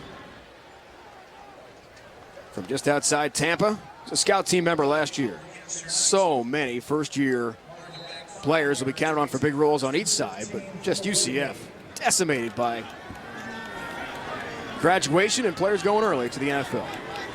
Somebody for FIU has to step up against one of these young players. Here's first down. Pressure coming. Holman sees it, tries a little QB draw, runs into trouble. Sent way back. Loss of 3. Anthony Wynn all over him. Anthony Wynn's a young player, and they're doing a trail blitz that time. They're bringing Nico Gonzalez off the edge, and he follows in behind him. So you get the running back to pick up the outside element, and he comes underneath. And they're doing a good job now mixing some things up. Give defensive coordinator Matt House some credit. You know, he keeps you off balance with his calls, or has thus far. 7 tackles for Wynn, 1 shy of his career best. Coleman, second down, firing way high, and incomplete. Trying there for Chris Johnson. Outside the 40, nowhere near the intended receiver. Try to climb the ladder there. Johnson only 5'10", no way he's gonna bring that high heater in. Coach O'Leary's told us, I don't want to call Justin Holman Nolan Ryan. I want to try to get rid of that nickname with the incredible arm strength. Last time they lost against the old ball coach. Davian Clowney was on that South Carolina team en route to being the #1 overall pick by the Texans. 2013, they're 22-3 in their last 25 home games at the Bounce House. In jeopardy tonight. That's a huge down. 3rd and 18. Pressure coming. Penny Ryan makes the big play. Wakefield. Did he recover the fumble?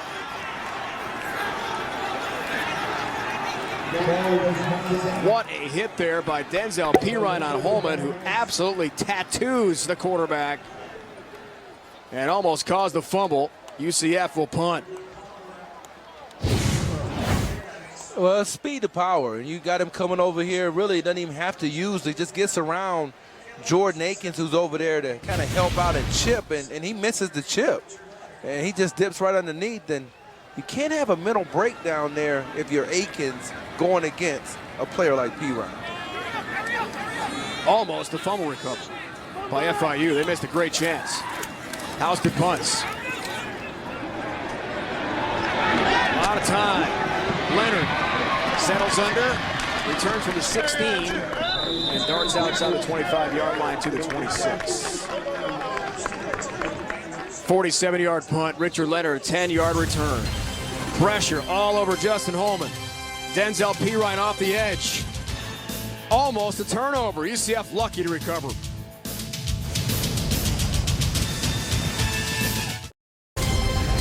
College football on CBS Sports Network is being brought to you by Geico. 15 minutes could save you 15% or more on car insurance. And by Icy Hot Smart Relief TENS Therapy. Turn off pain. Church Street Station, also known as the Old Orlando Railroad Depot, built in 1889. And opening night, college football action continues on CBS Sports Network. ACC against the American Conference. David Cutcliffe's Duke Blue Devils against Tulane. Curtis Johnson's team. Colorado, Hawaii, the Pac-12 against the Mountain West. 1 a.m. Eastern time. Yeah, Max Whittick is going to be making a debut out there in Hawaii. Right, former USC quarterback in his first game. Lupau, you know how much I like him in Colorado. I know you do. And Nelson Spruce. Good receiver. Play fake, Magoo, first down. Scampers, then gets drilled. An update, let's go to Brent Stover in New York. Brent, what do you have for us? Late fourth, Dave. Tar Heels trailing the Gamecocks 17-13, 4th and goal. Marquise Williams throws his 3rd interception of the night, his 2nd into the end zone. Both of those picks by Sky Moore for the Gamecocks. 17-13 South Carolina. 3 minutes to play, guys. Wow, Brent, exciting game there. South Carolina trails a series against UNC, though. Trying to edge up a bit of the number. Great game here as well in Orlando. Second down. Look at the speed for Alex Gardner. Gets to the second level. And sizzles ahead to the 35-yard line. Gain of 9 for the sophomore. Suffered that broken collarbone against Marshall last year. Had 300-yard rushing games, including that one against the Thunderbird. Had 104 before being lost for the year. He's something. He's something, and give Michael Montero, the center, a lot of credit. He's really had a good night inside. He's made up for the loss of Jordan Budwood. Huge play here, partner. UCF's got to have a stop. On third down, it's Gardner. I don't know. The spot is going to be about half a yard shy of the first. And they don't get their first. Give some credit to Lance McDowdell. Inside, getting it done. A little bit high with his pad level, but again, he got off and made the tackle. Number 90 inside. McDowdell has played very well, and they were waiting on him to kind of step up because they lost Demetrius Anderson to an ACL injury, and McDowdell has been for real. That is a big stop. Keep in mind, UCF now one timeout left. Burned the early timeout in the second half. FIU's got 3. Back down to Lauren.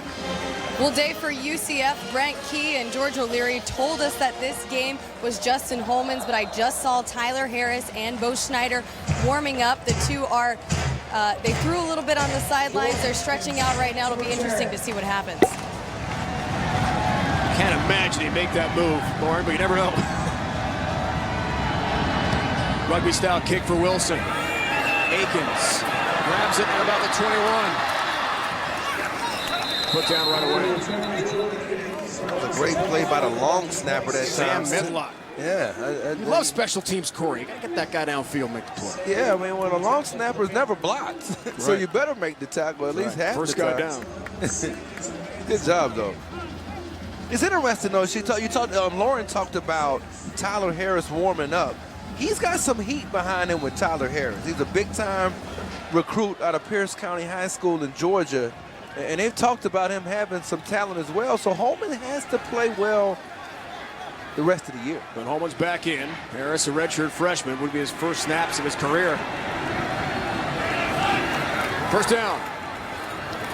Holman steps into the pocket and fires complete. Outside the 35-yard line. Nice pickup.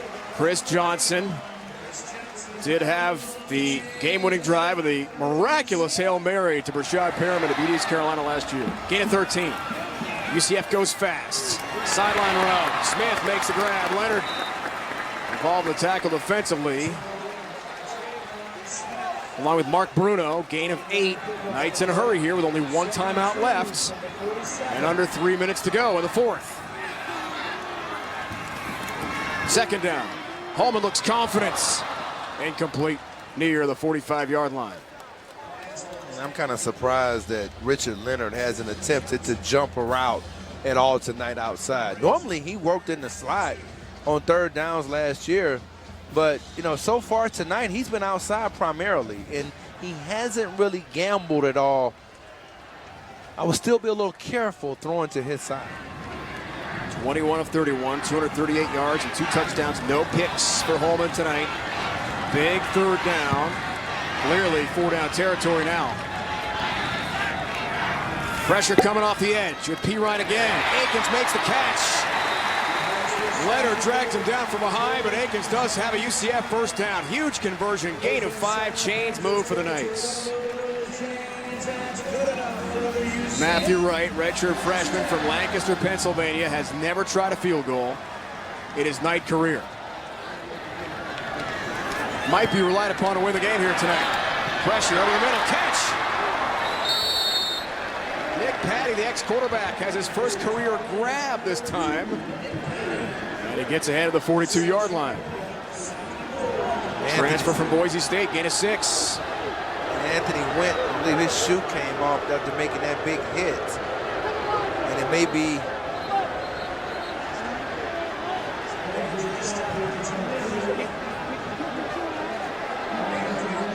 Justin LaRue, the field judge, reminds Wint that with a shoe taken off, you got to get off the field immediately. Right. Well, the thing I'm most interested in is when does FIU begin to use any of its 3 timeouts that this drive lingers on? Second down. Holman. Go route. Deep ball, incomplete. On the sideline. There's the drill, Dave. Dropping it in the bucket. This is where you become great as a quarterback. He's fading to the outside at 3 yards inside the sidelines. You've got to be able to kind of drop it in there, and that's where the touch comes in, what we've been talking about. Now it's third down, and the defensive ends for FIU, Denzel Perine, Michael Wakefield. Michael Wakefield probably moving inside right here. He's on the same side as Perine. UCF 6 of 14, third down so far. Quarterback draw, Holman slides ahead. He needs the 38 for the first down. Justin Holman. Flag down. Fans want some yards tacked on here. With a minute 40 to go in the fourth. And the Knights with a 1 timeout left. Are they going to give him for a personal foul there? Was he trying to slide? Or is it helmet to helmet?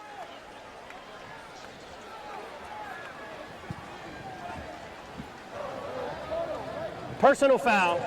Defense. 15 yards will be added to the end of the run. First down.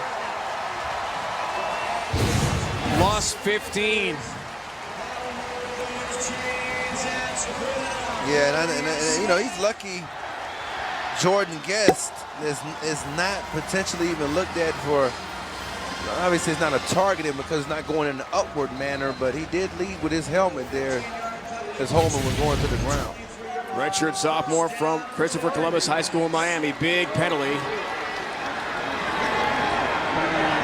15 extra yards for UCF.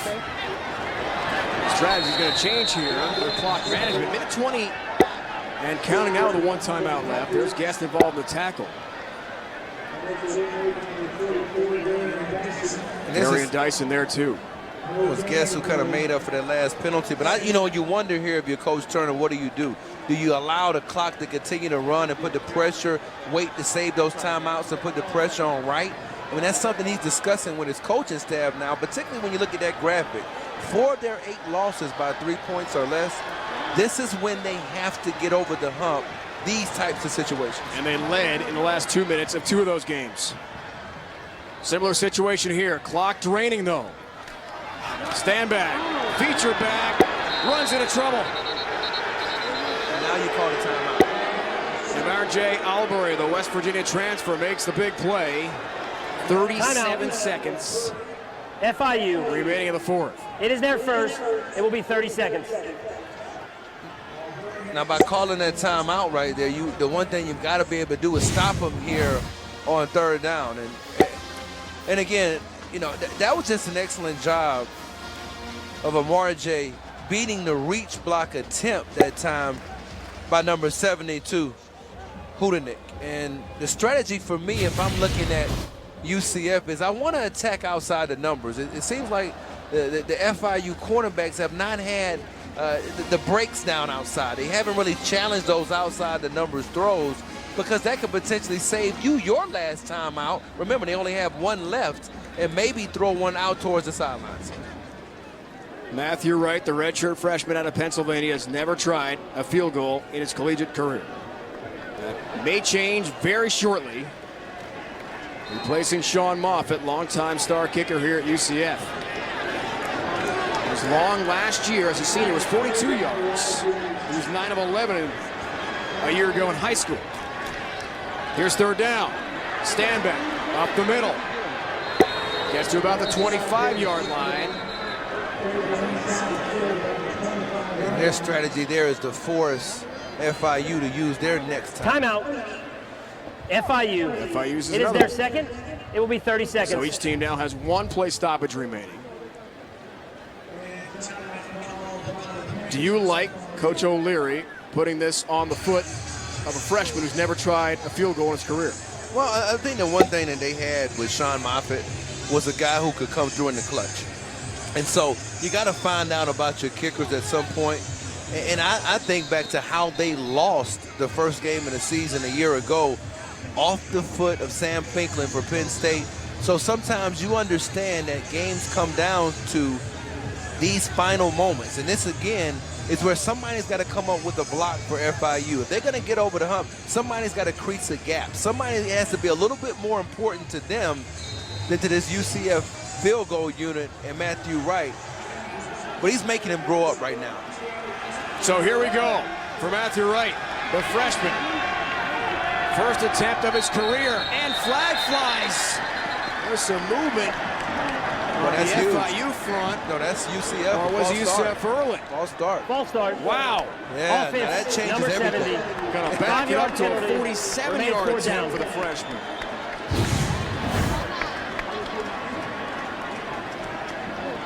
And you couldn't really tell who got the movement. It might have been the right tackle over there. Couldn't really tell from that angle. Puts even more pressure on Wright to be Mr. Clutch. From 47.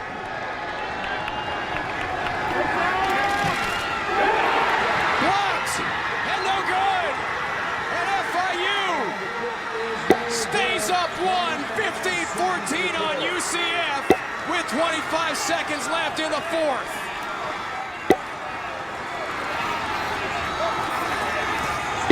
The Panthers from Miami at Conference USA are closing in on a huge road upset.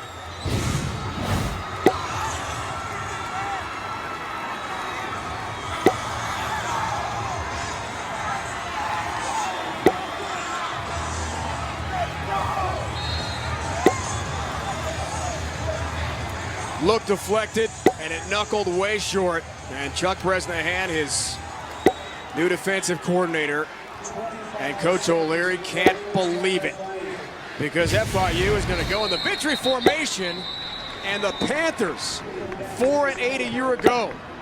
The last time they played UCF at home back in 2013, UCF. they lost 38-0 on It is their third. home field. It will be 30 So seconds. Blake Bortles and the Knights. This is a different story tonight.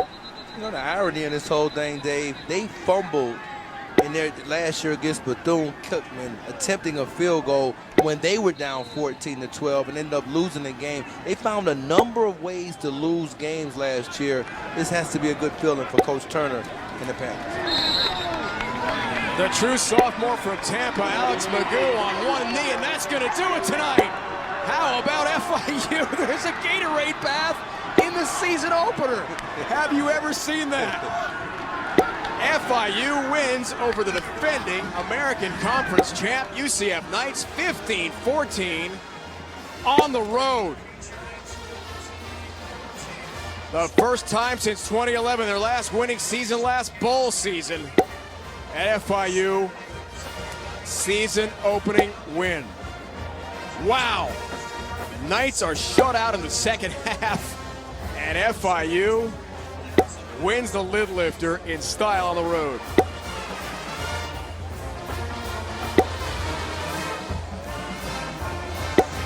A shocker, Corey James. Well, I think when it comes down to it, it's the efficiency. I think that was the difference in this game, particularly when you talk about 29 on a 38, 260 yards from Magoo, and you could tell the teammates respond to him. Lauren Gardner on the field with a happy Ron Turner. Just got doused, Lauren, a moment ago. Well, Coach, you talk about great upset moments, a Gatorade bath on the season opener. How does this one feel? It feels great. I'm so proud of this team, so happy for these guys. I mean, they've done everything we've asked them to do. Like I said before the game, they bought into everything. They fought, they scratched. Last year we won a lot of these games. We talked all offseason and worked all offseason on finish. We finished tonight. I'm so proud of these guys. Love these guys. And you did talk about finishing. That was your theme throughout camp, throughout August, everything. How proud are you of this team right now, Coach? It was very important, very important. Again, I'm just happy for these guys. They deserve this win. I'm really, really happy for them. Congratulations. Good. Thank you. For the 8 losses a year ago, Lauren, a combined 12 points for FIU. But this close call goes to Alex Magoo and the Panthers. 15-14. For Corey Chavis, Lauren Gardner, the entire crew, I'm Dave Ryan saying so long. has been a presentation of CBS Sports Network, the 24-hour home of CBS Sports. Now, back to New York, Brent Stover and company to talk about the shocker. FIU upsets UCF.